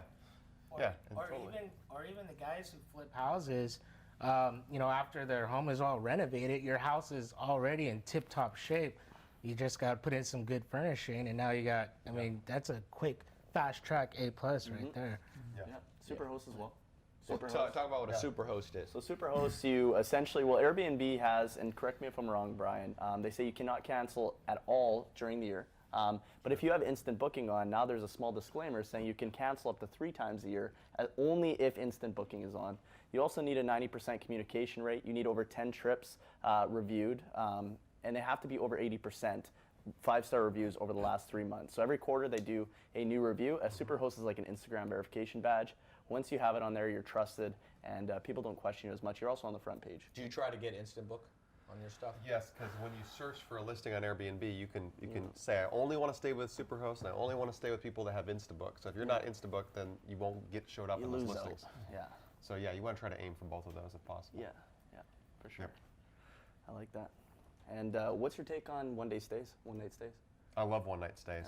What I try to do is Same fill every single day on the calendar. So if you have a lot of guests, they'll stay 2 or 3 nights. The average stay right now on Airbnb is 4 nights.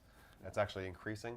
But I like one-night stays because I want to fill every single day on the calendar. So we're going to price at different days. Say one-night stands. It sounded like we love one-night stands. Zach shook his head.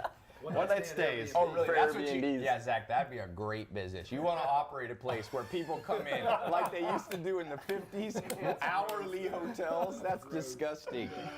Yeah, Alec, you gonna then once you rent out a room in your place, Zach, then you're gonna sleep on that bed. Oh no, I'm gonna do the airliner. I'll just rent out a little. Do you remember? trailer. You remember the Office one where they go to the hotel, and Dwight Schrute brings the black light. You remember that? And they go over the room, and it's disgusting. Yeah, you may want to run a black light over wherever you go, a little infrared. see what's there.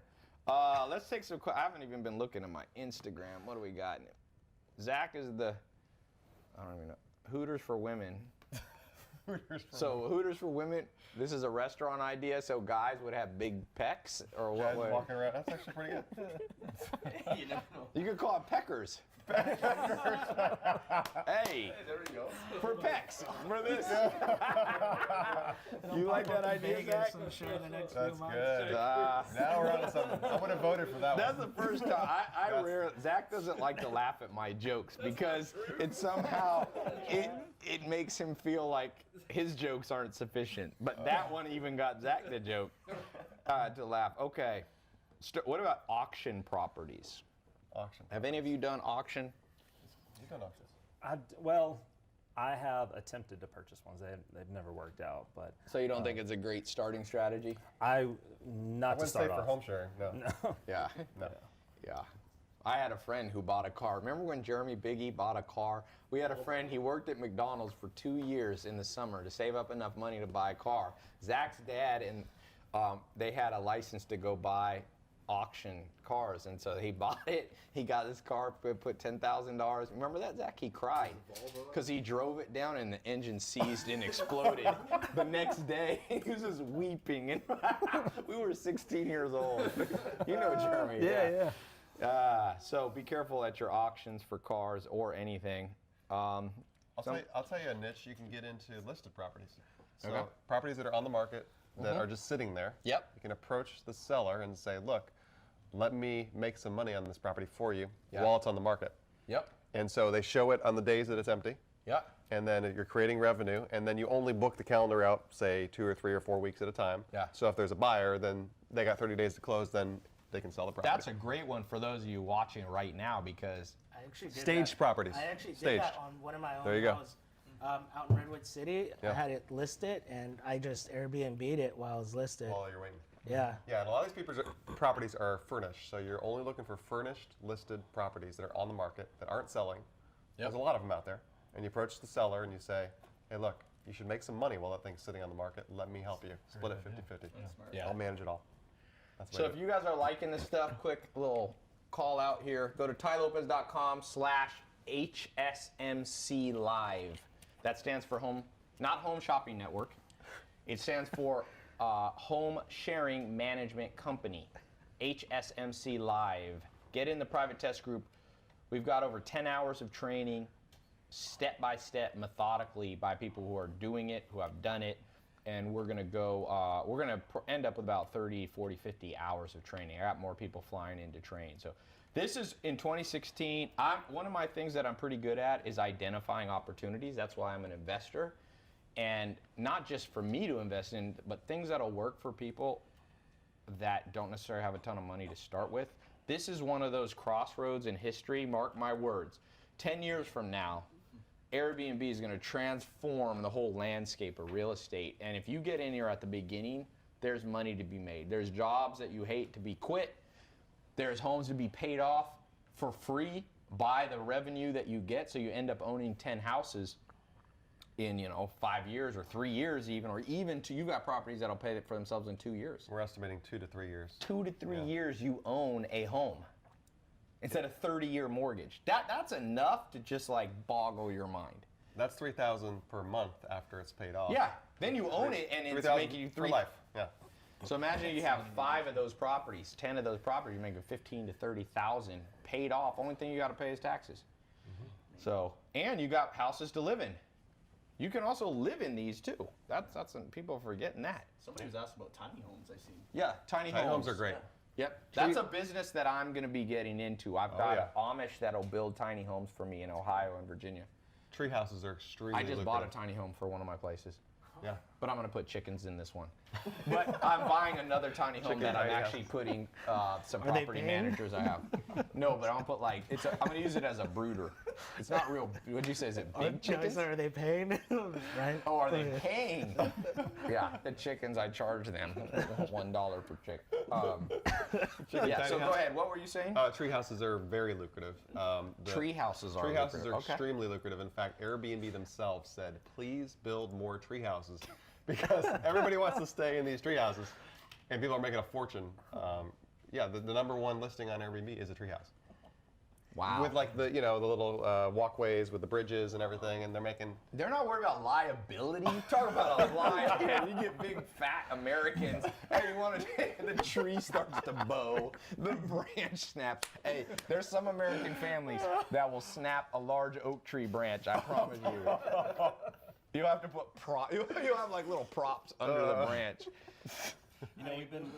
We've been talking about kind of the money you can make from the cash flow from that, but we really haven't talked about the other elements of equity, depreciation that you can offset. Let's talk about that. That's important. Yeah, so basically if you own a home, tax law says that you can depreciate that home over 27 and a half years. So if let's say you have a $300,000 house, it's literally a $10,000 write-off that you can take off. Now, you still get to keep the money, but it just helps to reduce your tax burden. So, when you account for that, if you don't pay cash for a home, if you've got to finance it, you could take all the interest off your taxes. And so, when you start to think about that, you start to think about appreciation, that typically the home's going to appreciate 4%.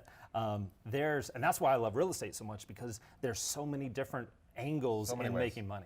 Yeah, and you're right. Building equity, that's how you're going to build wealth on top of the cash flow. Yeah. So if you don't have any money, you can use someone else's property and create a cash flow stream. But if you're already a real estate investor and you want to buy, you're going to pay down the debt quickly, and the equity, of course, increases, and you build wealth that way. Yeah, remember, in the long term, this is a plan to you owning real estate. This is a way to get into real estate with no money down for those of you who are just starting out and broke. Yeah. But the long term, you want to own. Remember how I said you invest in 3 things? You invest in your own brain, you invest in relationships and networking, and then you invest in assets over time. I really should maybe break that out. 4 things. 1, 2, third is cash flow. Cash flow. See, cash flow comes before assets. Before you own assets, for example, you could take your parents' or a friend's empty home, rent it out. You have no asset there. The only asset you have is the cash flow. So technically, a stream of cash flow can be considered an asset. But if we want to be technical, the 4 stages are investing in your brain, investing in who you know in your network, and then getting some cash flow going. And then it comes to the more advanced stuff like Brad is talking about, which is once you own assets, there's then strategy. Look, I live here on Billionaire Row. This is called Billionaire Row, 57th and this part of New York right here, okay? There's a lot of money on I think they call it Billionaire Row because it's the most billionaires in the world concentrated in one place. A lot of these people, a lot of these Chinese billionaires don't live in any of these condos. but don't approach them and say, hey, I can make you extra $1,000 a month. Okay. But the reason I'm bringing up Billionaires Row here is that billionaires learn things that they don't teach in school, which is what Brad's talking about, and we're training in the program how to use depreciation. Right? How to use depreciation, how to get tax. Real estate has basically real estate and business, which an HSMC is a business. Most tax write-offs in the world is from business. That's right. But even more than real estate. But if you run your real estate as a business, now you get the best of all the business deductions, travel deduction, all that kind of stuff. and deducting. There's deductions on weird things like really expensive, really big SUVs, equipment, laptops, this kind of stuff. But Yeah, then they actually just updated Section 179 is what you're Yep. talking about. With I think they updated that recently. So where now when you furnish the home, so let's say you move from that asset and you want to furnish the home, you can take accelerated depreciation and on that all those home furnishings for your Airbnb and take that in that year, even if you finance those that furniture over multiple years. Yeah. And then of course, your real estate has something cool called 1031 exchange, where you can like kind exchange things. I have a friend who just sold a property for, I should look it up, but it's a really famous guy. I won't say his name, but he just told me he needed to flip it into a $6 million property, or 6 or 16 million. He just bought a place in Bel Air, and he paid no taxes, depending on how your depreciation structure is. But you get basically the simplest way for those of you who are new, because they don't teach us in school. Nobody ever took a high school class called depreciation or 1031 exchange. If they just changed high school and said, who wants to be a millionaire? People would go, I take that you have little electives. You would take that elective, but the way they do it is like boring, like finance. Like nobody wants to learn finance. People want to learn how to be rich. Yeah. So if you did that, all of a sudden people will come to the class and you could teach a depreciation. The number one way people actually learn depreciation, 1031 exchange, Section 179, all this stuff, is by starting to make money, and then you write your first big check for taxes, and you're like, I just wrote a check I'm like, I have a friend, he goes, the most depressing day of my year is always April 15th. This guy makes a lot of money. I'm like, don't be greedy. This guy makes hundreds of millions. But he's like, it's not fair that I got to pay this much, whatever. One other thing you were talking about is, we were talking about paying off the property as fast as possible. That sometimes, and I think one thing you realize is a lot of stuff that seems one way is kind of counterintuitive the other way. So you got to think of cost of funds. Yes. So I talk about it in the class, but when I went out and I wanted to purchase a RV, so we like to go camping, and just as kind of messing around, I told my parents, I was like, I'm going to purchase a RV, finance it over 20 years, which is going to cost me $60,000 in interest. And they said, you're crazy. And I said, well, watch this. And actually took that and turned that, I leveraged the cost of funds there and turned it into about $500,000 of real estate that way. Yeah, and he's so, basically saying if you can borrow money at 4%, Right. and you can invest your own cash at 14%, then you're making the arbitrage spread on this. And so, the reason, it's more about your risk profile. Some of you don't like any risk. You don't care about money. You feel good owning 3 properties free and clear. If you're more like a swashbuckler, pirate, moneymaker, like Brad, you're going to be like, no, I'll pay. I'm more like Leverage him. is great, but it can cut against you at the same time. Sure, but I think that it really comes down to risk is knowledge. Like you can avoid risk with knowledge. There's a lot of things that you can do that the more knowledgeable you are on something, you say, okay, I know that I can then hedge my bets here, or I wouldn't have necessarily done that if I'm over leveraged over here, that if the bank's called the note, then I'm stuck and can't get out of. So I think the more people kind of get educated in places like this, then all of a sudden they can start and say, all right, I'm expanding that risk a little bit more. Yeah. And as you evolve through different levels, so you're totally beginner, you're just trying to figure out how to make your first $1,000, $2,000, $3,000 doing this, there's one model. And then you graduate to another, which might be, I'm going to start building wealth through real estate. That's another model of acquisition. So you could manage properties, you could do master leasing of properties, or you could do acquisition. There's 3 different levels to do this. And not every level is right for every person, but you could certainly learn all of them over time. Real estate has probably the most, well, I don't know what to say about the most, but it has a tremendous amount of strategies. There's the guy that I told you that's a mentor of mine that's made over $1 billion net in real estate. He did it mostly with mobile homes, mobile home parks. So you have a mobile home park strategy. If you look at someone like Grant Cardone that has 4,000 or 5,000 units, he likes multi-unit property. So he doesn't own 4,000 or 5,000 individual homes. Multifamily, Yeah. He owns basically apartment buildings. This is simple.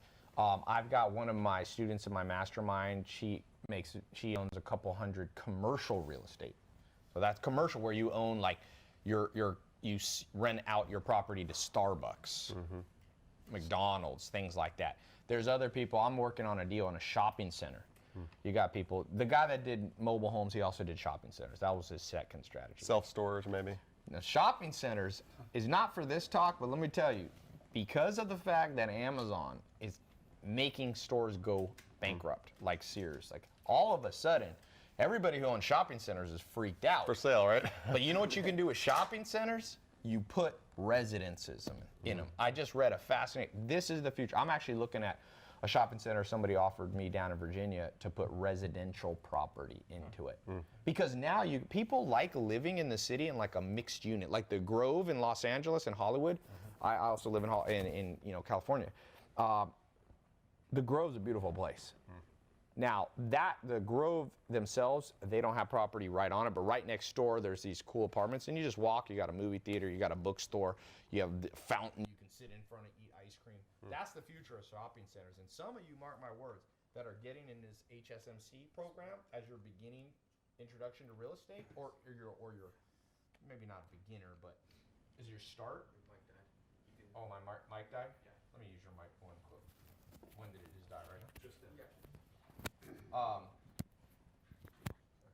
This acts like you stole my joke because I have the microphone. What I was going to say is some of you eventually are going to own a shopping center that you're going to turn into a multi-unit like what Grant Cardone and commercial, and you may have home sharing inside of it. Good stuff. And you can put a mobile home park And you're out in the back. anchor it with a Peckers on the end. And you have a restaurant in there. There you go. And you can do what I do, which is I buy more agricultural land, farmland, and I don't necessarily develop it. A lot of it I put in conservation stuff, and I own a food. I do the most old school thing in the world. Use land for its originally real estate was to have a ranch and produce. And we have a company called Farmers Box Grass-Fed Brands, where we're selling food off land. So believe it or not, land can also be used agriculture. In fact, here's a question for you. All you listening, I got a little bonus question here. You have two choices. I'm going to give you the best. I'm a genie, let's say. Is this working? Josh? No. No? Use that one. Is this okay? I got to steal it back. Wife swap, back again. There we go. Mic swap. Okay. Somebody said, hey, sound guy, mic up your boss, please. Rick, they're getting angry. Natives are restless. Rick takes sound very seriously. He's going to find that guy and take down his YouTube channel. Can you guys hear me now? You're good. Okay, I'm good. Here's a question for you. This is a question that I took from Mr. Warren Buffett. Now they said it's even better. What would you rather own? Anybody? I'm going to give $100 to one person who answers this. Not you guys. You guys have enough money. $100 to whoever. Would you rather own all the gold in the world or all the agricultural land in the United States? Agricultural. It's about, I think the world has something like 80 billion acres of farmland. I may be wrong. I forget what the United States has. But they're valued almost the same. At gold at its peak. But when you think of it like that, why would you want to own gold? Gold doesn't produce anything. That's why all you gold. Now, I'm not against gold. Gold as a small percentage of your portfolio makes sense. It's been part of people's portfolio. Kings, Caesars. It makes sense. It's portable. That's what's beautiful about gold. Digital currency, Bitcoin, a great thing. I still believe in digital currencies and cryptos, and I don't believe in all. Most of the cryptos are dumb. That's why I said, by the way, I had a crypto program. I told most people in that program, focus on Bitcoin. Because Bitcoin, in my opinion, has the most name brand value. And even though Bitcoin's come down from 18, 20,000, dipped into the 3,000s, it still has a name brand. Anywhere you go in the world and you say Bitcoin, people know. Bitcoin to me is still the digital gold. Gold has a name brand. If you say to people, want some gold? Very few people in countries will go, nah, keep your gold. Keep your gold. I want the aluminum foil, right? So the problem with gold or Bitcoin is when it becomes too much part of your portfolio, it doesn't create cash flow. So it can become almost a Ponzi scheme. The beautiful thing about owning real estate is as long as the sun shines and some rain falls, the United States agricultural product is massive. I mean, put it this way, one county in the United States called Lancaster County, Pennsylvania, where the Amish are, 2.5 hours from us in New York. I haven't seen them updated yet. 10 years ago was producing $1 billion worth of food. One county. You know how many counties there are? So don't go completely into gold. Real estate's better than gold. But let's see what, I said I'd give $100 away. Somebody said, did Tai say gold is a Ponzi scheme? No, you did not listen. Gio Garcia La. I got an idea. Earwax removal so people can listen. I said, if you put all your money in gold and Bitcoin, it becomes, and your only value is the derivative value, meaning the change in price. Yeah. Right? That begins to take on attributes of a Ponzi scheme, but it's not a Ponzi scheme. You can take on attributes of a Ponzi scheme would be the only way that thing makes money is for other people to think it's worth more. Warren Buffett calls this the greater sucker theory. 2008, people would buy a house for way more than it was worth. Oh, I'll pay $1 million for this place, even though I can only rent it for $2,000 a month. I'll pay $1 million because someone stupider than me will pay $2 million. But what happens is when they pull the chair out in the game of musical chairs, and there's no one left to buy the property for $1 million. Now you sell for $500,000, and then you have 3 million people or more go homeless and be foreclosed on. So let's go back. Let's talk more on cash flow, because if you're investing in yourself, you're investing in your network, then you should be investing in a cash flow business. My social media marketing agency, my e-com business. Now we're talking about HSMC, building your own home sharing management company. We talked about your LLC. We talked about, let's talk about managing cash flow. Let's talk with you, Brian. How do you manage the cash that comes in? Do you put some of it in savings? Do you invest it all in new properties? Like, what's your strategy? I recommend, first of all, you need to have a totally separate bank account. You don't want to be running your Airbnb business or your home sharing business into your own bank account. So open up a separate bank account. You can do that if you have an LLC set up. All the money goes in there, and in the early days, what you want to do is take your cash flow and use it to go get more listings. So if you're starting out, you start making income on your one listing. Let's say you're making a couple $1,000s on one listing. Then you're going to save that up and you're going to go get your second listing. How do you third get that? listing. Do you have a script for that? Do you what? For getting what? The property? Yeah. Yeah. I pitch owners. Okay, so let's give a sample script. We are going to put, the scripts are inside the program. They're in here, yeah. But I want to give away, because I told you, we got a paid version of this. That's 4-month certification program. But I know some of you can't afford anything. You have $3 in your bank account.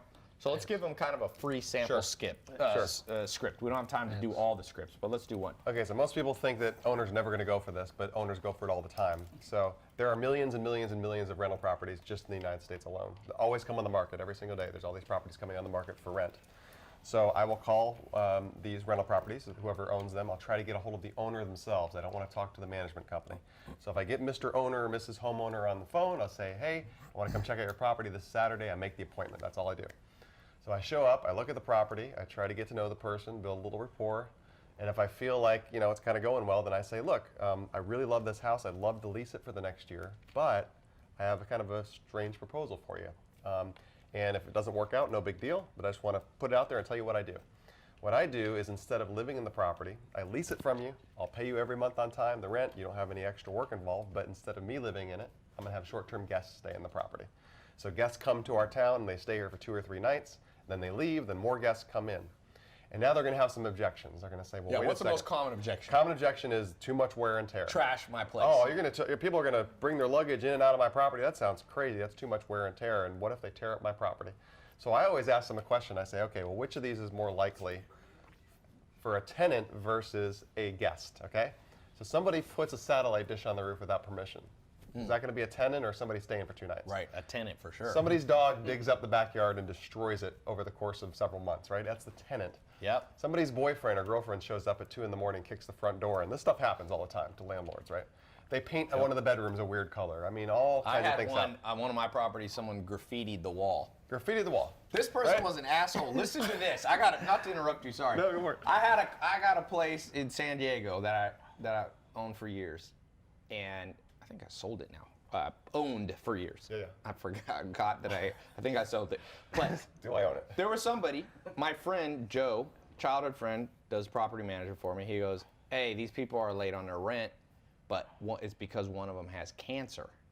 He said, I saw the letter from the doctor. Do you want to evict them? And I was like, oh man, I'm not going to evict somebody with cancer, right? So I gave him either 3 or 6 months. I said, for the whole summer, don't pay anything. But then I said, you got to pay something eventually because it's only fair, right? Yeah. 3 to 6 months later, they finally didn't pay a penny. So we were like, okay, can you move out? Like we agreed. You got like a place for 3 to 6 months. They graffitied the wall and kicked the whole thing in, like literally kicked it in with their foot. And I was going, man, you're nice to people. I'm like, I should have come in there on day one with a couple of Bloods and pit bulls and been like, you got 2 choices. You can leave the legal way or we can chomp your ass up. But anyway, El Chapo style. But That happens all the time to landlords. that was a long, so I could tell that story. I'd be like, trust me, a guest ain't gonna do that. That's not going to happen. Yeah. So when people book on these home sharing sites, they're giving their identification, they're giving their passport, they're giving their license, they're putting their credit card out, they're paying in advance. I mean, this isn't just somebody off the street paying cash. So you kind of know who's going to be staying in the property. So I just tell the owners, look, that's not the way this is. And you have special insurance? Do you give them any assurance? So what I do is I say to them, I offer that if they want it. So if they say, well, what if somebody's going to tear up my property? And I say, well, Mr. Homeowner, I'm actually going to insure your property. Because nowadays there's companies out there that insure just for this business. Really? Oh yeah, you can pay like 80, 100, 120 bucks a month per unit, which is not much when you're making this cash flow. And then you can name them as the beneficiary. So the owner, are actually protected. So you say, Mr. Owner, you're going to be insured by your own policy. You're going to be insured by my policy. By the way, has any tenant ever insured your property? No. Thirdly, you're going to be protected by the host protection insurance. So And an Airbnb they is have that $1 million. Airbnb coverage. covers $1 million. Does VRBO have that? They do have some kind of coverage. I don't know how it works. Yeah. Yeah, so you're covered 3 different ways. So that whole argument just kind of dies. And so you kind of talk through what the scenario is. Now, if they say no to everything, then the last kind of bombshell is you say, well, how much are you asking for this unit? And they say $1,500, and you say, well, what if I paid you $1,600 a month? Yep. And their eyes will spin in their head because they've never heard that. They're like, Yeah, you why just would you keep wanna pay going me up. more? Yeah. Why would you want to pay me more? Because $100 doesn't matter to me. I'm going to still make money in this unit. Yeah. Will you do $1,600? And you'd be surprised somebody say, yeah, I'll do that. I love it. Yeah. 60 seconds on Instagram. You guys are getting free info. Go here, HSMC Live. We got over 10 hours of training and more coming. So we'll be live. We're coming right back Instagram. So come right back. We're still live here. We're going live for 3 hours. How long we been? Almost 3 hours. No, that says 226, and we were off for about 20. So we got 1 hour left. You guys good? Yeah. Get us something. We need some drinks or food or something. no, this is yours. We need some energy Yeah, drinks. we need some energy. Let's take. I want to take some questions from the audience. And by the way, I forgot to give away the $100. Where's? Oh, boy. Oh, this needs to be plugged in. It says my battery's low. All right, let me get my. Let's read. I haven't checked on Twitter in a second. What's my Twitter comments coming in? Oh, I haven't even checked on Facebook either. Poor Facebook people.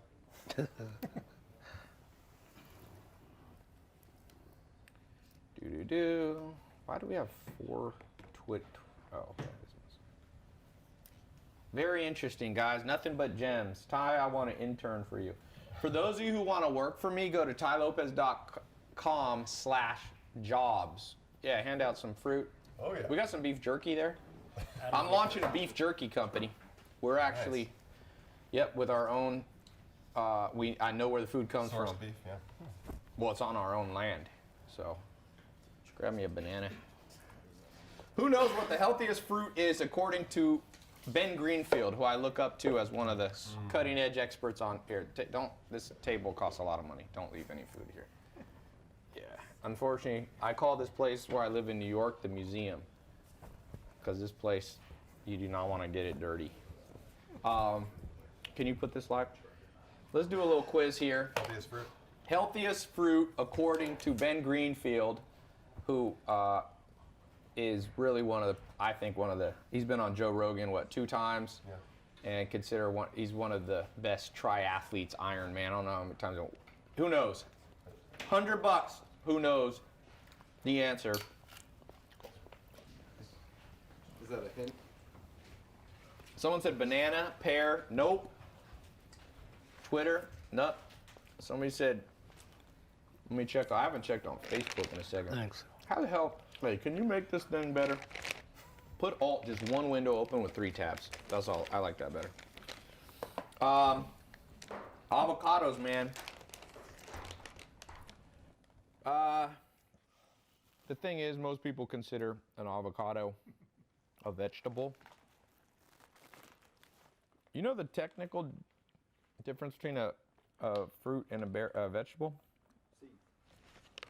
On the inside or outside?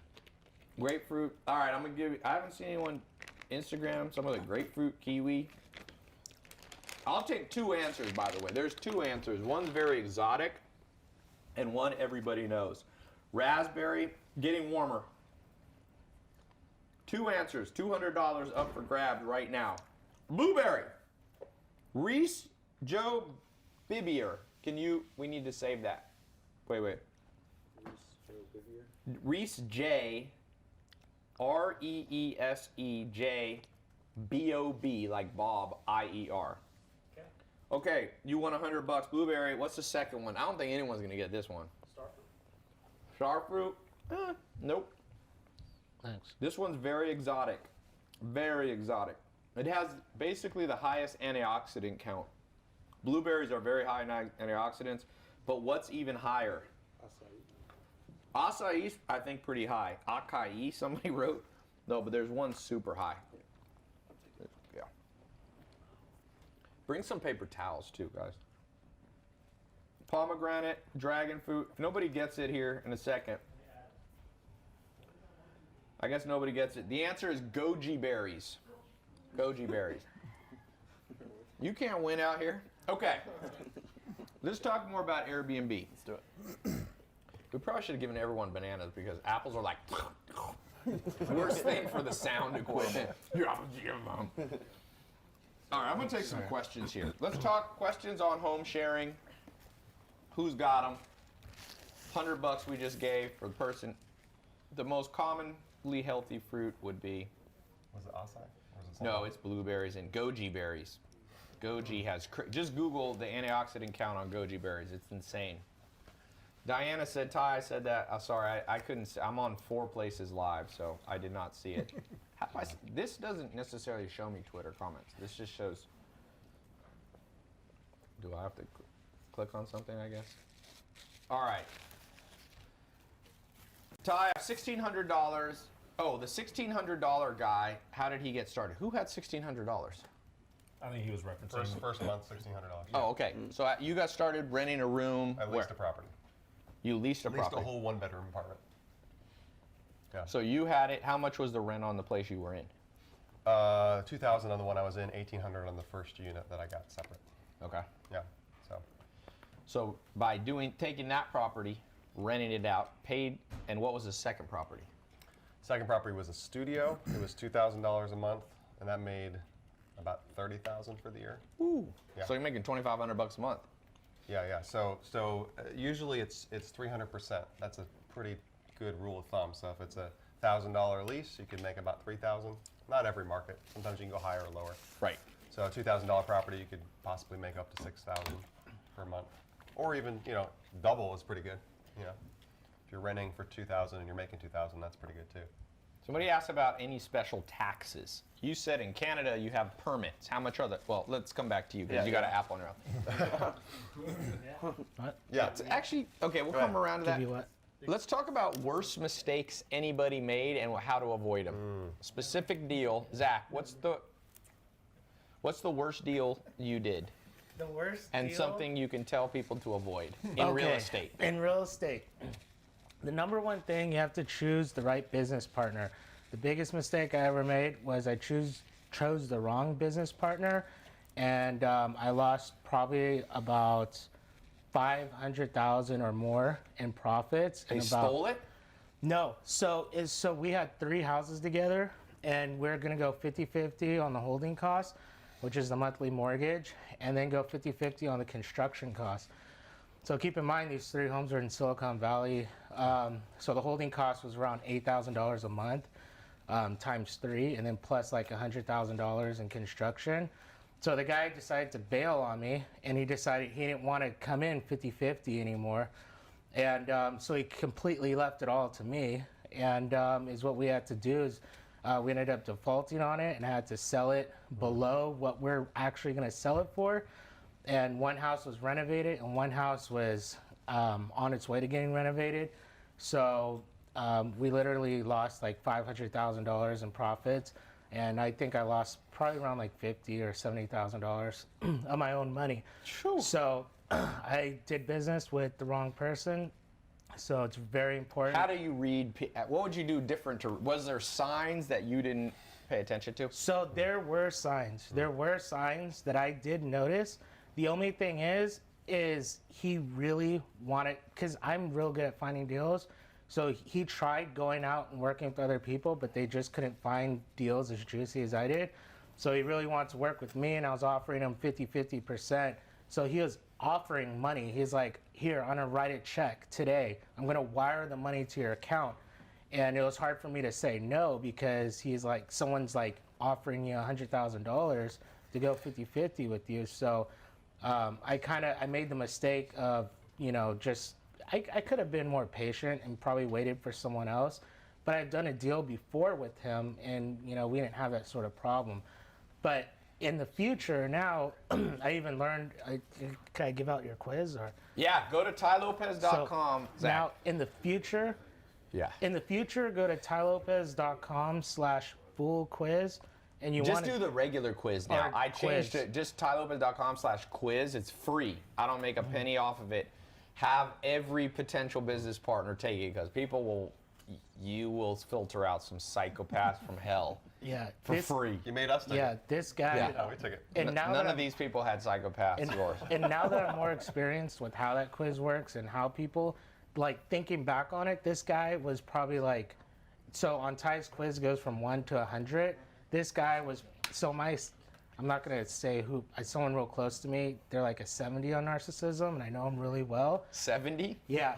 So this guy that I did business with, I promise you, he was probably like 100 on narcissism. And it was just a nightmare, because I started doing more research on narcissism and like clinical narcissists, and this guy just all up and down the charts, check. And and then not only that, but I went to, I invest in myself to learn more. So I go to more real estate meetup groups, and there's a lot of top investors I've networked with before, and a lot of them say the same exact thing: is be careful who you do business with. Yeah. So that's the biggest takeaway I'd have to say, is make sure you do business with the right people and use Ty's quiz, because that's like the fast track. And one thing about that quiz, narcissism, what they found now, which is very interesting, is that the people who are narcissists actually have less gray matter in one part of their brain, the part that has empathy. So a narcissist, actually, you can't get mad at them. They're like retarded, basically. Like, you wouldn't get mad if you had a retarded kid. You wouldn't be like, hey, how come you can't play basketball, right? Because it's like they're handicapped. Well, a narcissist has a part of their brain, depending on the level, where something's missing, and it's genetic. Narcissism is extremely genetic. Dr. David Buss, one of my mentors, Harvard professor, wrote the textbook called Evolutionary Psychology. He said narcissism and psychopathy, which is being a psychopath, I don't think that's genetic, but narcissism, meet people's parents. Whenever I meet somebody that's a narcissist, I'm like, I literally go, is your mom or dad a narcissist? And the worst is when they go, oh yeah, both of them are worse than me. Then you're like, oh my God, do not have a kid with that person. That thing will pass right down through your children. Machiavellianism is a different trait that's not, that's called the dark triad. Machiavellian traits are not really genetic. They're more from upbringing, if you were bullied, things like that. And then being psychopath is like a random mutation, I think. That's why a lot of serial killers had nice parents who were normal, who didn't abuse their kids, like Ted Bundy, or I forget which. A lot of these crazy psychopaths were not really born psychopathic. Someone said narcissism is very environmental. Probably not, according to some of the world expert scientists that are my personal consultants. I pay them every month. Dr. Buss, one of them, and it's not very genetic narcissism at all. In fact, it's not very environmental. He says it's just bad science. For example, so people go, oh, the reason that kid's a narcissist is because his mom and dad was a narcissist, so they trained their kid to be a narcissist. No, you got it backwards. The mom and dad were narcissists and therefore passed it right through the genes. No, narcissism, now nothing has 100%, correlation with your parents. I don't think, even height is not 100%. The most correlated parts of DNA, of your genetic makeup are things like skin color, eye color. Very few black people with blue eyes. Lots of red hair people with blue eyes. It's just like a genetic, it's correlated. And there's very few, black people that have red-headed children. And it's that if you take out being an albino. And there's very few, blonde hair Swedish people that have black children, okay? Unless the mom, was on Tinder or something like that. Went to Peckers and was on Tinder. So people, it's funny, you can tell people that about genetics, and they're like, of course your height, like Brad's tall, your dad's tall. Yeah. Shaquille O'Neal, these people, I have a friend who's 7'2". His name's Chris, and he weighs like 490 pounds. He used to be a head bouncer at one of my nightclubs in North Carolina that I had. And I once said, I was like, is anyone in your family tall? He's like, no, they're not that tall. He's like, my dad's only like 6'6".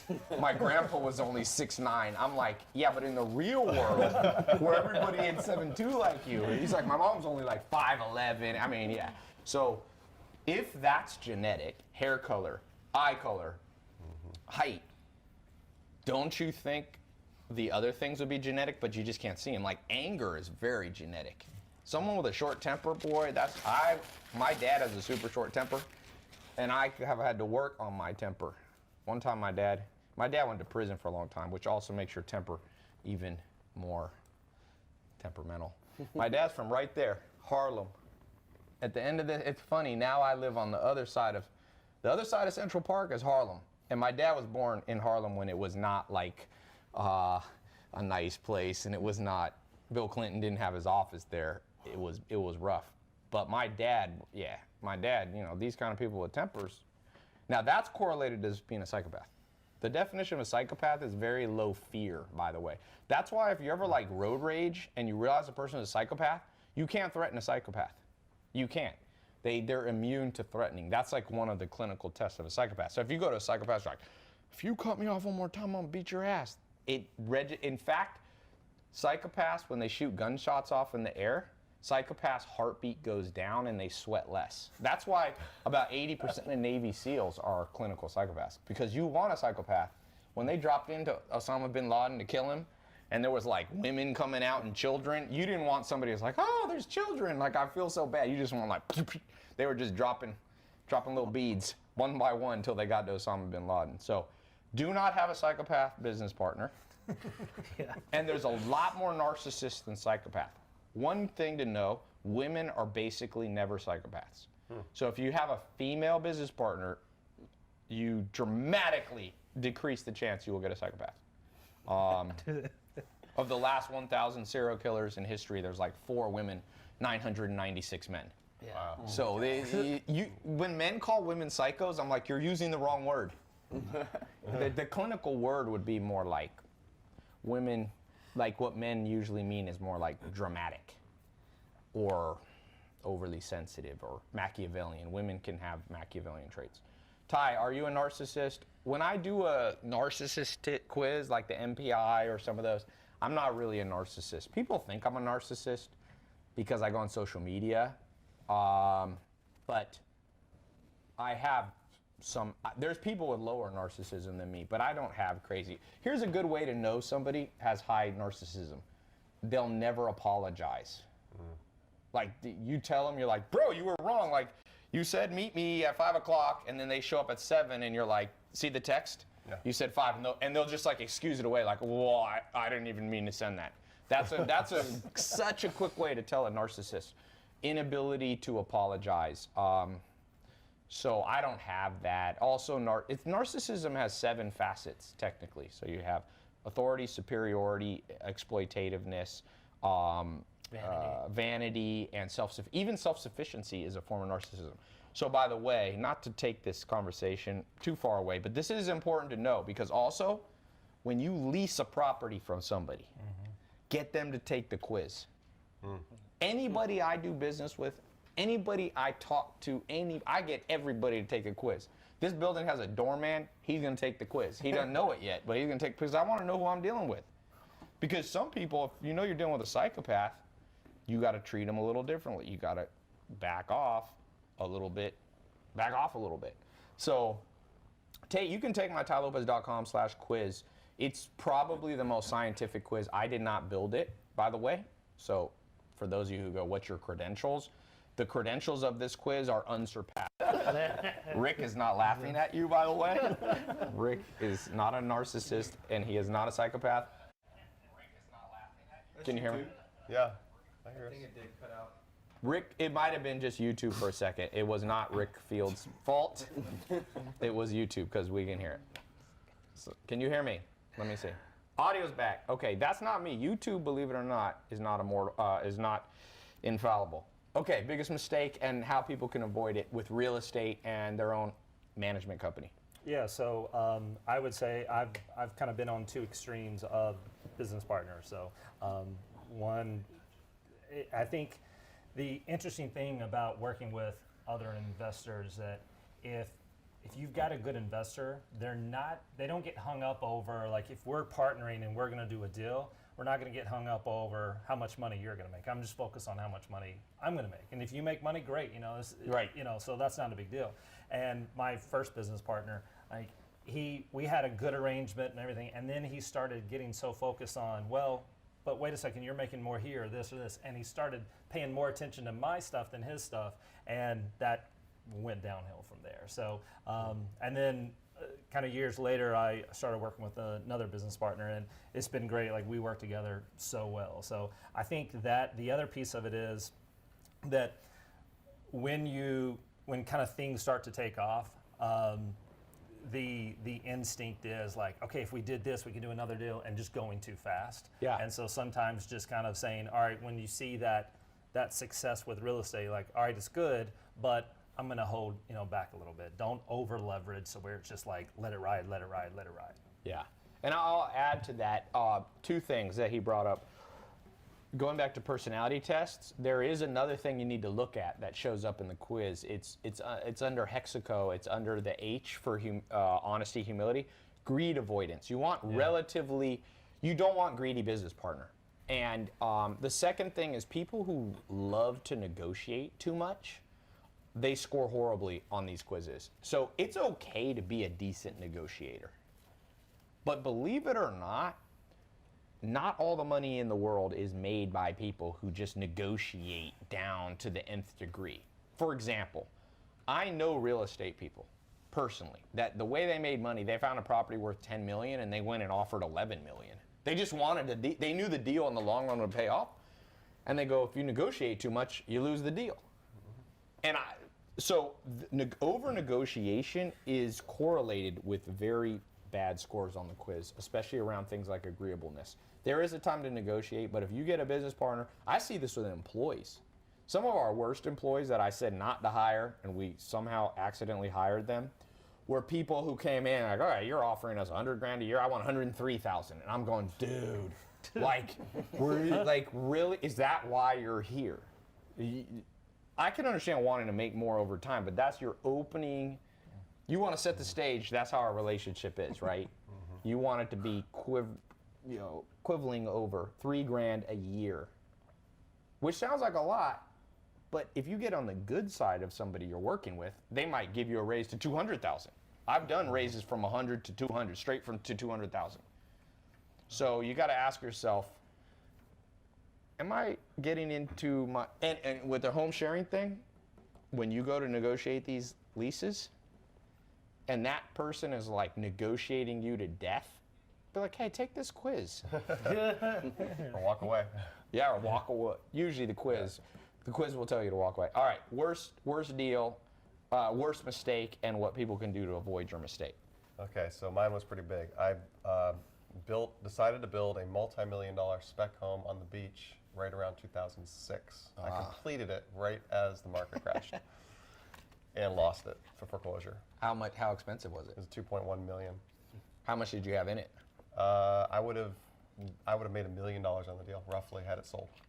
Woo! And I had just finished the pool and the landscaping and everything when the market turned. And I couldn't even rent it out to cover my mortgage, so that was painful, very painful.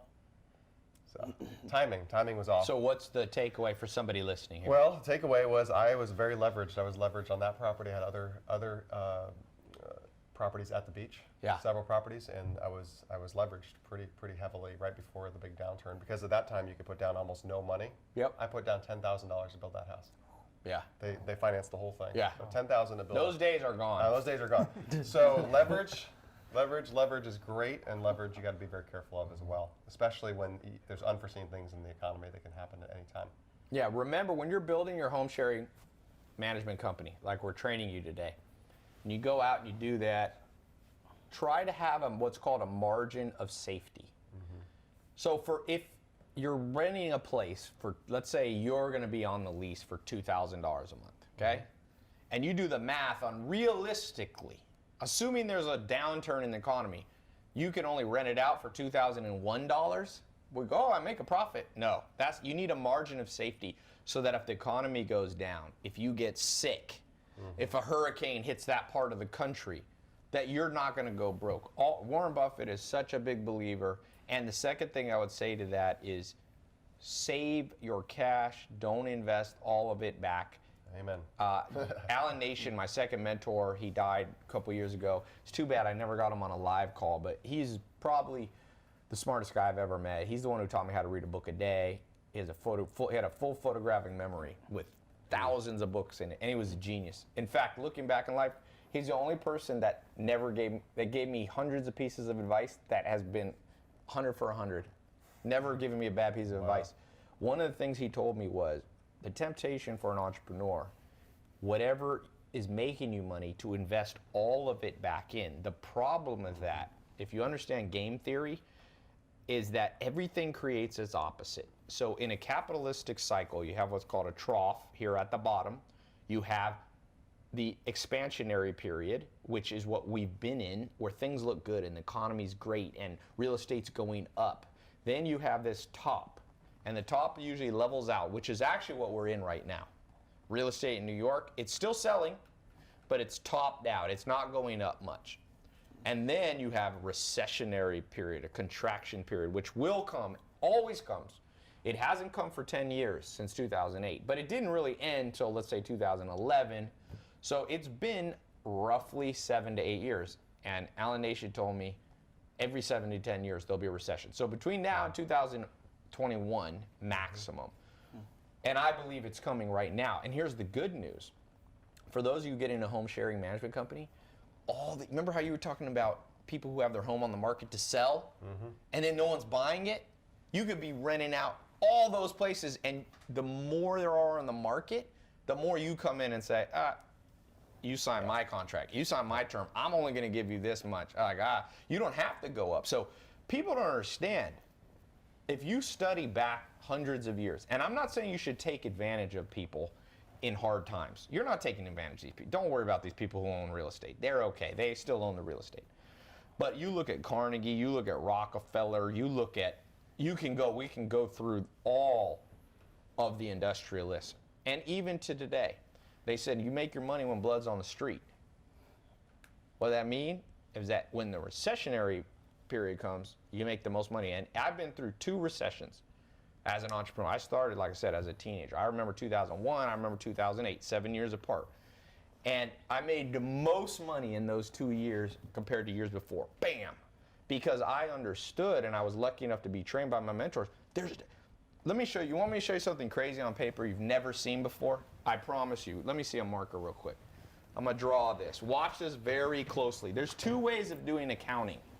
And people do not understand this at all. And this is zero. I'm probably the only person on social media ever to teach this. Okay, so let's say you buy a property for $100,000. You decide you want to be a real estate investor. 100K. Market's going up. You sell it a year later. Somebody gives you 200 grand. How much profit did you make? Anybody here? What do we got? 2x. Jacob says you made 100K. He's only right in one form of accounting. Another form of accounting, you've made no money yet. You can't know. It's called inventory accounting. If you own Whole Foods, you sell $100,000 worth of lettuce, and you paid $1 for it. Well, you have to buy back more lettuce to stock up the Whole Foods counter. You can't just say, oh, we're out of the lettuce game. Sorry. So remember, it's let's say it takes you a year to find another property. You want to be back in the game. You just want to own a 4-bedroom home to lease out. But now it's 300. You only have 200. You can't buy.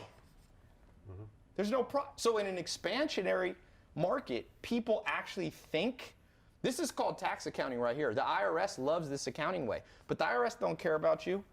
They do not care about you. And you can go broke where you're showing profit on a P&L, but on a statement of cash flow, which is another form of accounting they don't teach you in school. There's three things. There's a balance sheet, which shows your assets and liabilities.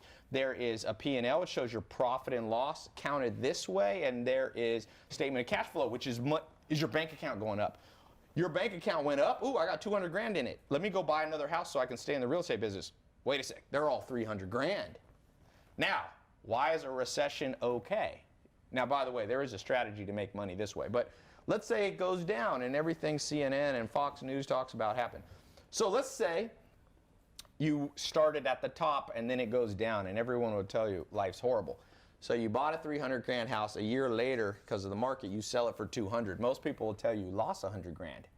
But what if you wait another month or two and it's crashing and now you rebuy in for 100 grand? You have 200 grand.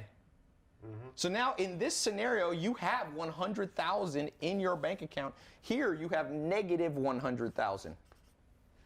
So it goes in a cycle, and what they don't teach you in school is how to make money on all these. And I don't have time to show everybody here all of this, but inventory type accounting, as long as you want to be in the game of real estate, allows you to make money right here.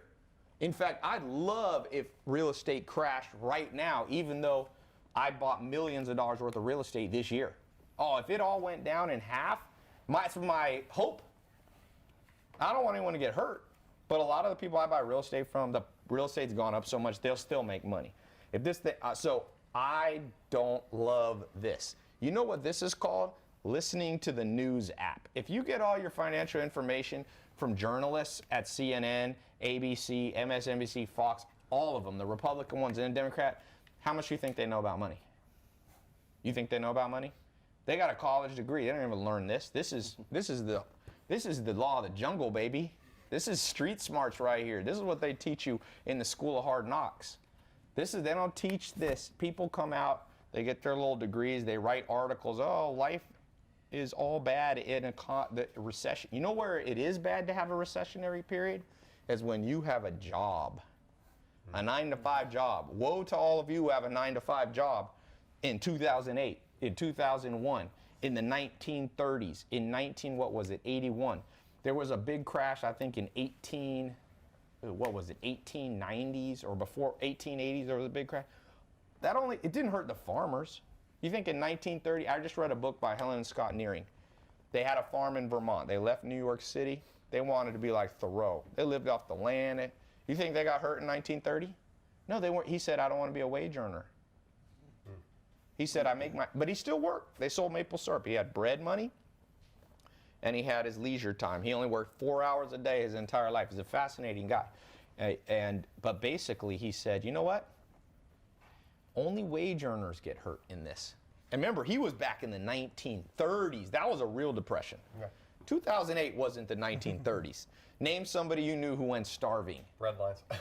Name a starving person in 1930. You know the founder of the man who built the Los Angeles Lakers, Dr. Buss. Dr. Jerry Buss, not Dr. David Buss. In the 1930s, he said they were so poor, his mom only could get chocolate milk. He said he never touched chocolate milk again. He would have to drink it. They'd stand in bread lines. They were hungry. That doesn't happen anymore. It may happen one day, But if you can build, like each person here represented they're not wage earners, they're entrepreneurs.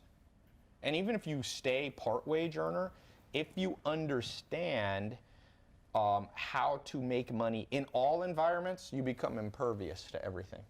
And that's what, there's a guy, Nassim Taleb, he talks about how to be resilient. He calls it the black swan. He's written multiple books on this. And each of you, the reason we're sharing so much stuff is so you can be resilient, you know? So, okay, enough of me. Worst mistake, you shared one of them. What's another mistake you made? I would say going up, same thing with you, you know, the partnership type deal. When I was getting into my Airbnb and trying to scale, I started coaching people on the Airbnb process. It was more of a one-on-one mentorship, and I had an older lady come to me, and I started coaching her how to get her first property. So I scoped out 5 deals right off the bat. Her and I went into business. We ended up getting our first deal together, but the margins were so small. We were paying roughly $1,500 a month, and it's Calgary, as you mentioned, Ty. There's not everybody running to Calgary in the winter. Not a great place. No, it's not the best place for it. So Who wants to go to snow? yeah, Skiers? Rocky Mountains, yeah. Well, what do people come for? Skiing? Skiing, snowboarding. Yeah. Yeah. So Banff, those places would be good, but they're highly restrictive. As I was saying, in Vancouver, you had a lot of the Asian market chew up all the way from Hong Kong would buy all the properties in Vancouver. Even just a 2-bedroom, 2-bath apartment goes for $1 to $2 million in Vancouver. So it's super expensive. And on top of that, they started buying these big houses and renting out the top floors, and that's where they started with the regulations. And now you actually need a business identification number and a registration number through the Airbnb platform. If it's not posted on your Airbnb listing, you get fined $1,000 a day if they find out that you're doing this. That's in Canada. That's in Canada. And some, I don't know if it's in the States yet, but I can't confirm that. But my business deal, go ahead. Well, can people contact Airbnb and find out? Do they have some information for local markets? Yeah, like right 100%. on their website for people who are actually hosts? Yes, they do. Yeah, and Brian's going to see. Yeah. Yeah. They'll let you know for Make sure. sure you check that. People in IG are starting to say something about audio. I don't know if you want to send them to YouTube because that audio is great. If any of you on Instagram cannot hear, head over to Facebook, head to Twitter, head to YouTube. The audio is not us. I don't know why it does that, but it bounces around. Yeah. So long story short, her and I got into business. We ended up picking up 4 more properties. So we had 5 total together. And the margins, like I said, these were mostly 1 bedroom, 1 bath, and they were in downtown near our sports center called the Saddle Dome. So hockey's a big thing there. People travel all over the world to go to hockey games, as well as we have what's called the Calgary Stampede. And those usually go for, instead of like $150 a night, you're getting $400, $500, $600. And I even pitched this idea. My first property I bought at 21, like I was saying, I bought that as a cash deal, so I wanted to start leveraging my cash. And the reason why I got into Airbnb was I wanted to, instead of constantly putting 40, 50 grand down on a property and leveraging the bank's money to make money and pay off the Airbnb, I thought it's cheaper if I put 2 to 3 grand down on a property. Or, and Brian, you gave me a great idea, getting into luxury mansions.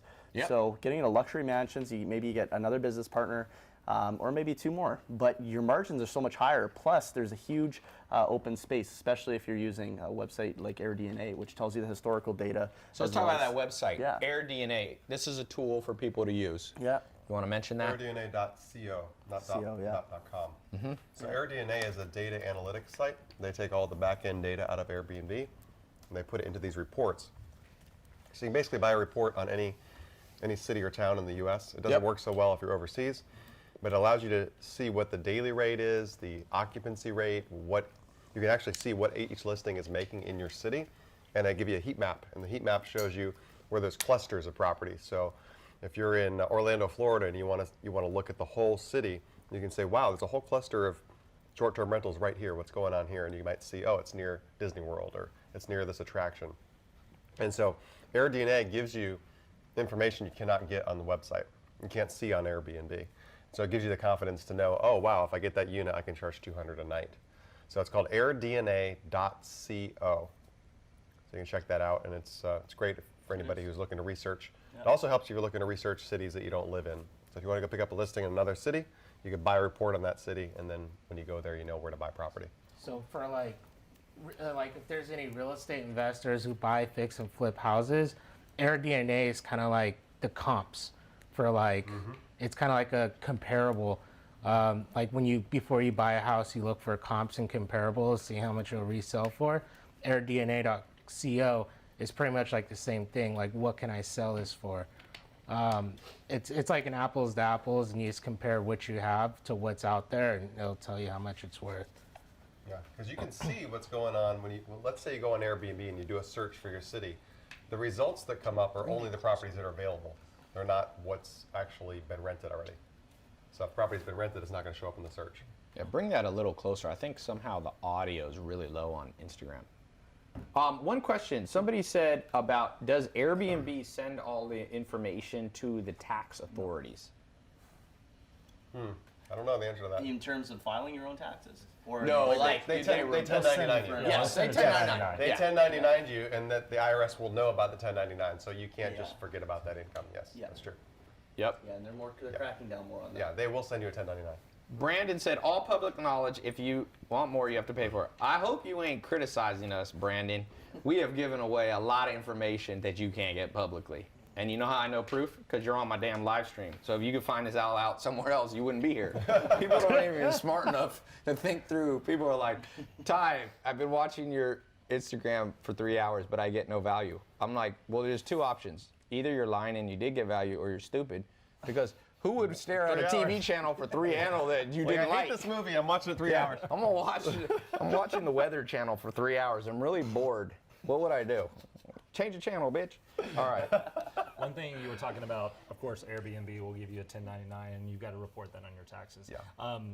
If you want to kind of get your foot in the door and try, there is kind of a stipulation that if it's your personal property, you can rent that personal property out free or without a tax burden for 14 days. Yeah, you get an exemption. They call that. Yeah. There's a name for it. I forget the It's called the master's exemption. yeah, but there's another name. It's named after a person. I forget the name. And you're going to teach on saving on taxes because when you own property, you now have something to offset that depreciation. Yeah, to never offset be, your income. getting a 1099 is the beginning of all good things. That's right. Because Yeah. when you only get a W-2, you can't deduct most things. Yeah. Second, you get 1099 means you're in business. You are in a And business. to be in business, the downside is potentially you have taxes.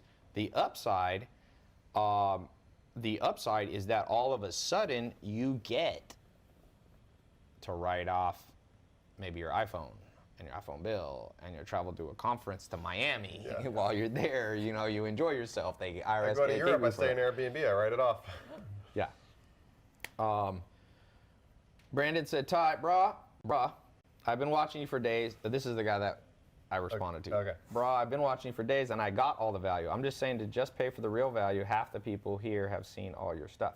They haven't, because this is a new thing.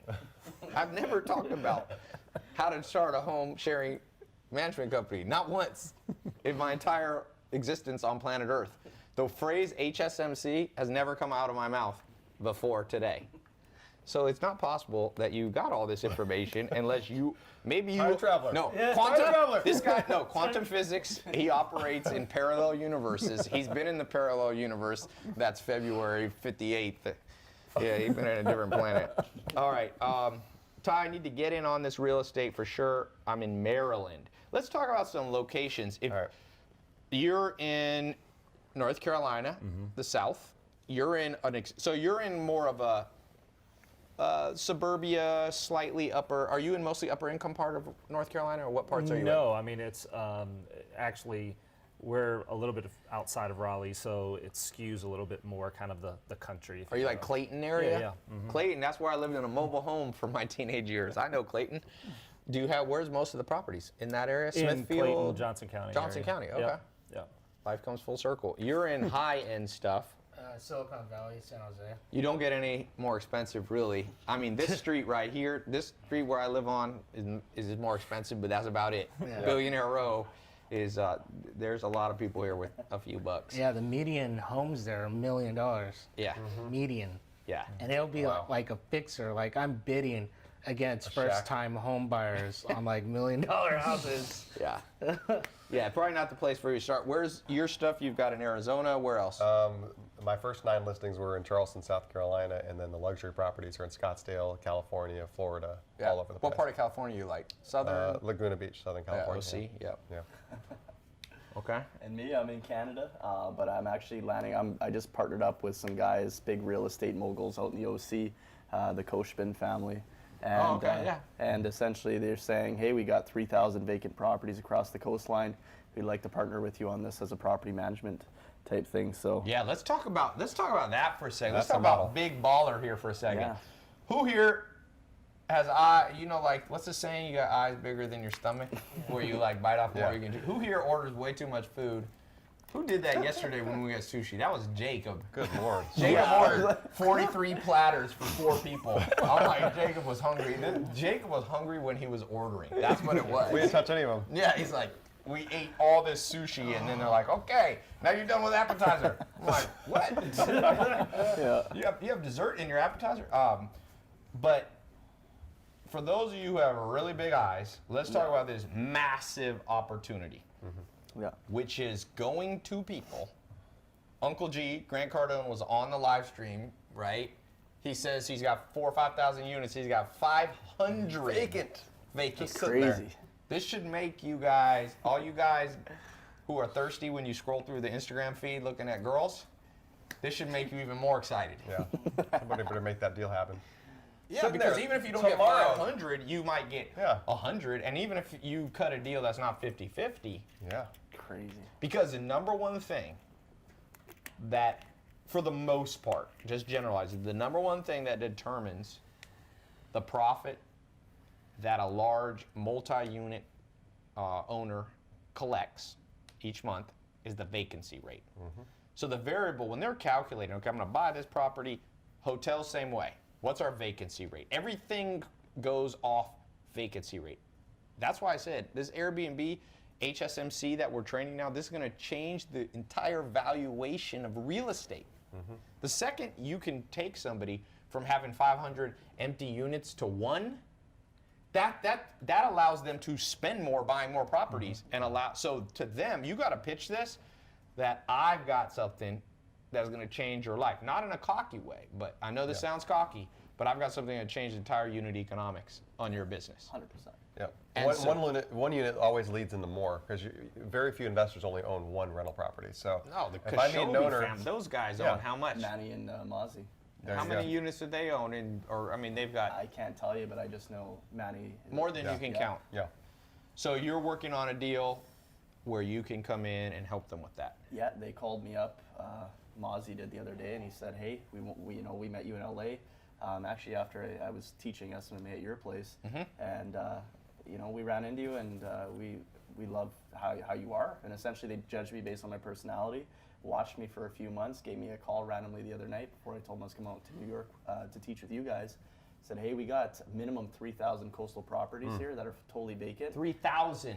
We're gonna call every single one. These are our clients, by the way. By the way, if you just made $100 on each of those, That's as your what- cut, That's that's what I- 300,000 a month. That's what I said. And And we're- you said I was involved in you getting to know me. So after you give me, after I get my 70% cut for a referral fee, you'll make 30,000 a month, and I get 270. It's a good deal. Yeah, and we're not putting any money down on any of the properties. We're just going to manage them for 25% 25%. Woo! on the gross. Yeah. You better ramp this business up. This is about scaling. Okay, here's a great question that somebody, Monda Soul, said, how do you get properties the owners of homes are not necessarily on Google like hotels? How do you get their phone and email? You said you go to people for sale. I'm only looking for people that are already advertising looking for a tenant. So I look on Craigslist, that's a great source. I look in the local paper. I drive neighborhoods looking for signs, rental signs. My first unit, that's what the sign was in the front yard. I knocked on the door and the little old lady came out and said, I want to see your apartment. She took me around back and I talked to her about getting the apartment. So sell to the willing. you're Yeah, saying. no, I'm looking for people that are actively looking for tenants. So all I got to do is show them that I'm the best choice. That's it. Yep. I love that. Yeah. So you're not, they're already looking for a tenant. That's it. It's not that complicated. Someone just said, all right, Ty, Mark Kug said, how do we get started in real estate? Apparently he just came in. We need a simple course, especially he goes, can you launch a simple course? Which is a perfect segue into this. For all of you getting a lot of value, we launched today, first people ever to get in, new test group, 4-month certification training program. We've already got over 10 hours of training in there. We're gonna go to about 40 hours of training, more than you'll need. You can get started. Our goal is for you to have your first property this month. You go to tailopez.com/HSMC live. I'll read the name of some people getting it. I'll read one or two people who just got in the test group. Where's my little app here? All right. No.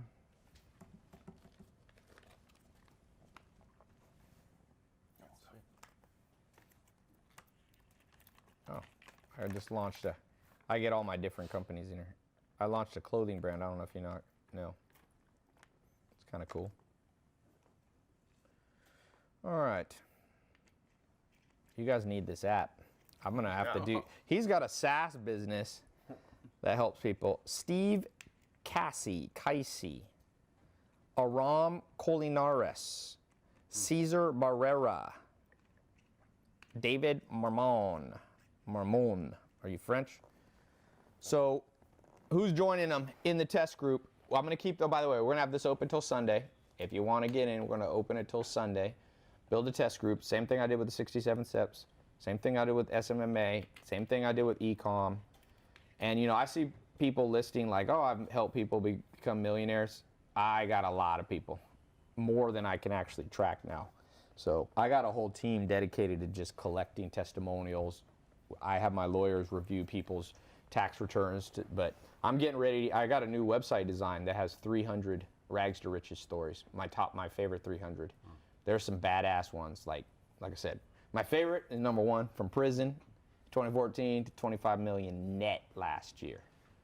I like net. 5K to $1 million. That's pretty damn good. Well, actually, I just bought a house from a kid who took Ty's course on real estate, real estate wholesaling.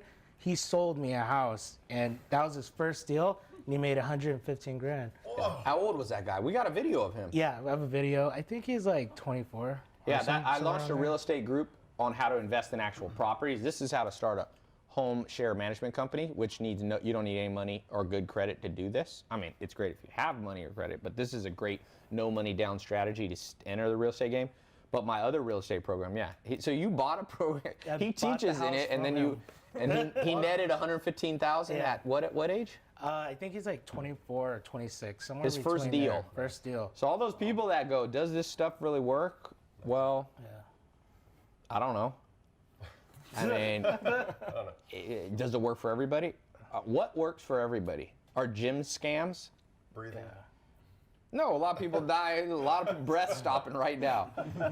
Number 1 cause of death is choking, accidental death. So dude, nothing works all the time. And the reason most things don't work, gyms. Do gyms always work? Do books always help people? Like I was just looking at a book like Think and Grow Rich. Does that help every person? No, because most people never get past chapter 1. Gym, the average person who gets a gym membership here, January, New Year's resolutions, average person goes for 1 month. The reason gyms can be small and sell 10,000 memberships is they know at no time ever will 30% of their membership be in the gym at one time. Never. So you can buy a build, like this place is 8,000 square feet. If I put a gym in here, let's say it would hold comfortably, I don't know, 100 people, I could sell at least 1,000 memberships. Is that a scam? No, it's just part of the game. And college, people have got 1.2 to 2 trillion in debt in the U.S. in college. Did all those people get their money worth? Did all those people get a great job that they love and they use this training that they got in their 4 years of school? How many people do you know that actually, what'd you get your degree in? You ready for this? Yeah. Music. Oh, I can beat that. Leisure studies. You got, that's a real thing? That's a real thing. Leisure studies. Zach, that sounds like something Zach would study. What do you study in leisure studies? If you want to go work at Disney World or Was that your goal before you decided to make? He made like $5 million in the last couple of years as an entrepreneur, and you could have been a Disney greeter. I could have been a Disney character. You made the wrong choice, buddy. You could be Mickey Mouse walking around to people getting punched. You know how little kids always like Chuck E. Cheese hitting the balls, punch them in the balls. Did you get a degree? I was in my 4th year and I stopped going. I got my my diploma, Yeah, but business management and entrepreneurship. Did they teach you a lot about how to build your real estate empire, like you're building? No, I mean they taught Did you me have one class? Oh, no. I left that class. I remember I was in accounting class, and I started a TV streaming company called Rossbox. It was like an Android TV box with the Kodi platform, and I was just selling those through Facebook ads. Yep. And then I also just used the full Because of the university Facebook ads class you took? no, They exactly. didn't have one on Literally, they taught me the 4 Ps, like product placement, etc. Yeah. So it was like, no, they teach you terminology, maybe some verbiage, but beyond that, I mean, you spent 50 grand for nothing. If you want to be a professional flash car holder, you can like flash. What does this mean? I had a debate with a guy. He starts pulling out definitions of real estate terms. I'm like, dude, I own more real estate than I've seen you. that. Yeah, I'm like, what are you talking about?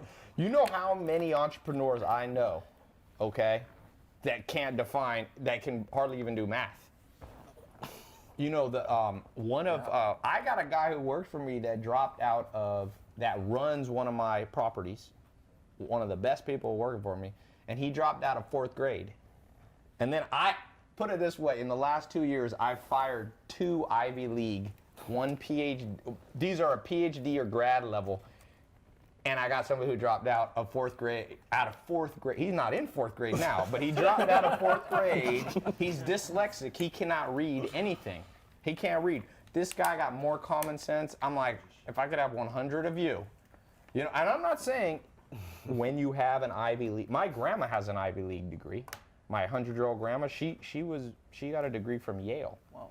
So it's not like I think that having that, it's pretty neutral, honestly. If you want to be an entrepreneur, a college degree is like saying you have, I don't know, you're double jointed. Nobody cares. It's like, oh, I'm double jointed. See, I make more money. Like in entrepreneurialism, it's uncorrelated.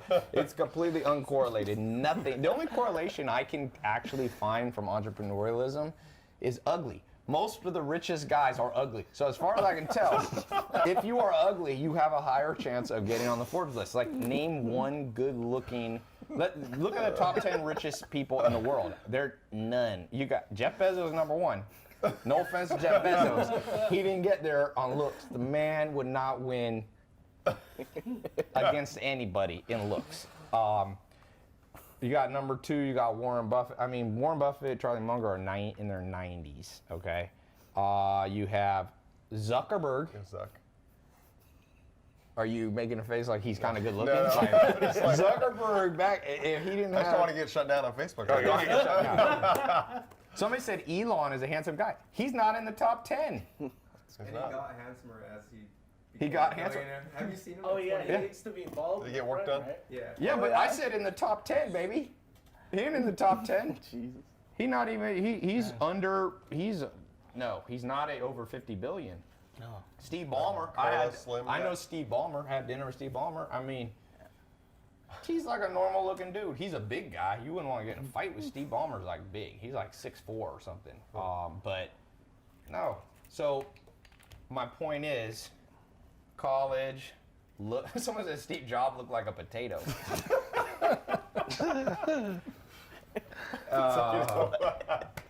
Like what? Yeah. Someone said Jeff Bezos' wife is this. Jeff Bezos' wife is good looking. Second All richest now. stars are good She's looking. pretty. Anyway. Okay, moving on. Let me give $100 out. I'm gonna do who's been paying attention. Let's do some attention paying payouts. Hey Alex, did you see the thing about is that Italian place open? Not the one downstairs. Oh. You got a separate. Is any of the ones down? Where is it? Check this out. Is anything real close to here open? What about the Chinese place down? Sorry. It's right around the water. Yes. Oh, it's close? They Okay. got a reservation. Okay. Another. All right, but it's just walkable distance? I don't feel like going far right now. Tony Stark. You do know Tony Stark ain't a real person, right? This guy's watching way too much. Robert Downey Jr. Iron is Man's wealthy, but he's not on the list. Okay. What advice would you give to people under 18? My best advice for sure is forget about age, because what happens is people start bringing age into the story and like, what is the story you're going to tell yourself? Okay, let's say you're 17 or 18 or whatever, and so you're going to tell yourself this story that you're young, but then what you have to do is flip the youngness. That's why I like the social media marketing agency, because business owners will trust an 18-year-old with their Facebook and Instagram. So you just take your weaknesses and you flip it into a strength. If you're old and you're like 70 and you're trying to start a social media marketing agency or launch a HSMC, a home sharing management company, like you bring your position of strength. You go, look, I'm 70, I've seen things. I'm going to be able to manage a property. If you're 18, you go, you don't say, look, I've been in the game for 18 years. You go, listen, I might be new, but I know how to do SEO. I know how to rank this thing. I know how to work with Instagram. I know how to text people. Most 60, 70-year-olds are like, my grandma thinks texting is like way beyond anything she can handle. So just be like, I'll handle the texts of the people who are going to come rent the house. I'm like, oh, great. So, all right. Here's my question. And the first one that I see, how much did Zach, point over here, Zach Ross, he started with what amount, and the next year he made what amount? I've seen the tax returns. First person to say the two numbers. Somebody just wrote 40. People never get this game quite right. Two numbers. We got one there. Yeah, but I said two both. numbers. Two numbers. Nope. Made $5 million. Nope. That's this guy. This guy. I gotta see it. Nope, that's You got it? Oh, right there. Right there. No. Nailed it. Okay. Philip Schifrin on YouTube. 5K to 1.16. Philip Schifrin. Philip Schifrin on YouTube. $100. Way to go. Do one more here.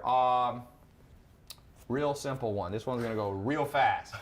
Real fast. Real fast. Real fast. Right here, this man right here is based out of what country and province? I made it a little harder. The country is what country? Country and province. I'm gonna make this real hard. Province? They're gonna be okay. Province. All right. Province. I don't think you said the city. What do we got here? Anybody? Because people ask, can I do an Airbnb home sharing business like we're training people if I don't live in the U.S.? Well, here we go. Some of these are on delay. Almost, yeah. Almost. Which province? We don't have states. There. We have Centino 1K. no. Oh, this person got it. No, I saw it was Centino. Man, that came in a little So fast. fast. Holy cow. We got 3,000 people on YouTube. That's why. I got somebody over here. Did you already get it? Yeah, it was Santino _ 1K is the first one I saw. There was other people before, but they were coming too fast. See, Santino's smart. He did that all caps thing. It's Yeah, right. all Canada, caps. There Calgary. we go. Yeah, Calgary. exactly. Yeah. Yeah, 100%. 20 seconds left on Instagram. What platform? Oh. I'm gonna reset. Oh, tell me in the future like 10 minutes ahead. Don't tell me 10 I was looking seconds. for the answers. I was trying to get to the. All right. Let's do, okay, come back on. We're going to do another. Let's give what third person deserves this money? Ask him my major. What's that song? Is it Cardi B or whatever? My money. Who sounds like that when she says, what rapper Like sounds like, flicks is and that stuff? Nicki Minaj Nicki or Minaj. Cardi? When she No, goes, no. my money. She No, kind that's of sounds Cardi like, B. Cardi B. no, but don't give the answer away. Oh, sorry. She always says it. She has that little way of saying money. I think that's. My money. Santino was on what platform? Under YouTube. Okay. You got to scroll back. There was something. Did you guys grab Santino? We got the Screenshot. first one. Santino _1K. Santino _ 1K. Somebody's going Cardi B, Cardi B, Cardi B, Cardi, Cardi, Cardi. Here, turn this one on again, Zach. All right, my next question. Somebody said, Ty, I love you, bro, but I deserve the money. Perfect persuasive way for me to give that person. Nothing you'd rather give money to people that go, give me the money, biatch. It's mine. You're so persuasive. Number one skill you guys should be, you know what they should have as a college degree that would be a legit degree? There's a few legit college degrees. One legit college degree is medical doctor, surgeon, maybe architect, maybe CPA, but a legit one that millions of people should get, sales and persuasion. Number one correlated skill, number one job that an average billionaire had, but when they were broke, was sales. I started in sales. I started in sales even when I was 16. I worked in sales at a company called Office America, which was like Office Max, but they went bankrupt. And then I worked in sales door to door, man, selling life insurance and health insurance. That's tough. You want to talk about the reason people go, Ty, you're good at sales. Why are you good at sales? I'm like, I got lucky because my introduction really to sales door to door was, okay, Go to people and be like, would you like to spend money so that when you're no longer alive and you no longer care, other people are well off financially? That's the sale. When you die, other people, it's the hardest sale in the world, but I didn't know it was. People are just like, yeah, this is an easy sale. Go do this. I got the trick. I used to sell vacuum cleaners. Yeah, but vacuum cleaners are like a reason. Like you spend $100, they give you one. Door-to-door $7,000 water systems. Oh, $7,000, good. man. Cold call. Yeah. Cold knock. What about engineering? Yeah, engineering's a legitimate. I mean, there's 10 legitimate things, but that's assuming you're going to get an engineering degree and actually be an engineer. Because I know, I mean, look, it's not just whether college has merit. It's the opportunity cost of what you could be doing the 4 years. So, if you got parallel universes and you take one person, they go to college, they apply themselves in any degree, art history, whatever, some kind of weird degree. But they go out and become an art history teacher. Good path. But what happens if they wouldn't have done that? It all depends what you compare it to. People are very illogical. They go, well, a lot of good things happened to me from my college, but how do you know what would happen if you didn't? Did you live a parallel life? Because a parallel life, for example, what if those 4 years you would have found 4 mentors, each were billionaires? Maybe you would be richer than you are now. Now, if the alternative was those 4 years you would have spent just drinking beer and working at McDonald's, then it's probably better to go to college. It all depends on the opportunity cost. And Charlie Munger, probably the smartest, Bill Gates said he's the smartest man alive, and I would tend to agree with him. Charlie Munger says, opportunity cost is a concept that everybody says they understand, but even geniuses are fooled by. So it's hard to know, but be very careful of saying that you did the right thing, because you would have had to live 2 lives to know what the right thing was. So your best guess is you kind of look at statistics and science. You look at the top of the Forbes list. Are these all college graduates? Well, it's like 50-50. And that's crazy to be 50-50 rate, because there's so many more people going to college that it should be producing a proportionately higher amount. Now, there's been studies that say if you go to college, you make a higher income. There's also been newer studies that disprove that and say it takes 30 years to recoup most degree investments. Now, if you're a medical doctor, it's different. 30 years is not a good return on investment. Hey, let's buy this real estate property. In 30 years, we'll make our money back. 30 years? Come on, man. Okay. Forget that. Ty, what's your worst business deal? Well, let me give this $100 out first. Terry Kim says, y'all tripping. I don't know if that's what your voice sounds like, but that's how he wrote it. Terry Kim. He wrote, y'all tripping. Where are you currently located? Nolan Kavanaugh. This is Manhattan, NYC. right? There's Central Park, that little black spot right there, the dark, no lights. Okay.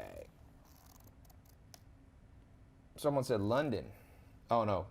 No, I wasn't asking where you guys are. I was reading the comments. Now everybody's commenting where they're located. Look at all this. Yeah.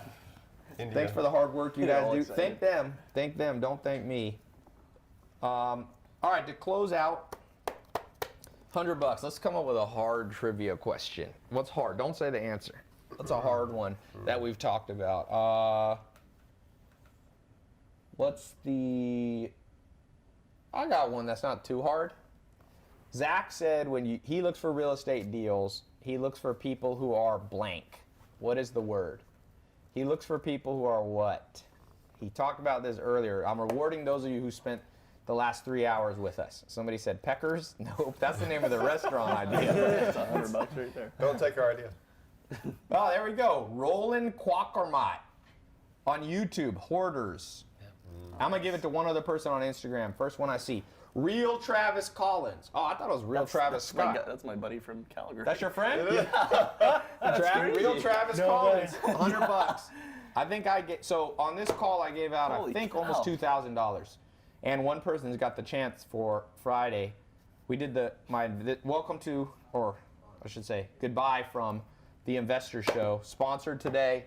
Get in this if you want 4-month certification and how to use Airbnb to make an extra $1,000 to $10,000 a month with no money down, without great credit, even using the house you live in now, the apartment you live in, empty lots, tree houses, RVs, Yurts. your friends' properties, yurts. Works in 191 countries you can do this in. Okay? This group right here, especially these two right here, these are more traditional real estate people like me, us three. They're kind of, this Airbnb next level, done over 5 million in the last 2 years. So this stuff works. We're not promising you to be a millionaire, but we got this test group open for 7 more days. You go to tailopez.com/HSMC live, or you click the link that's right there on your live stream, or if you're watching this later, you can click the link below. Someone said, thank you, Ty. This live was great.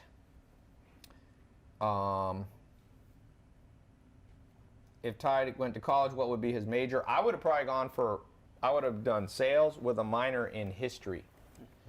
Or you become a medical doctor. That's a good use of your degree, I thought at one point about being a medical doctor, but my cousin is becoming a medical doctor. He's at UCLA.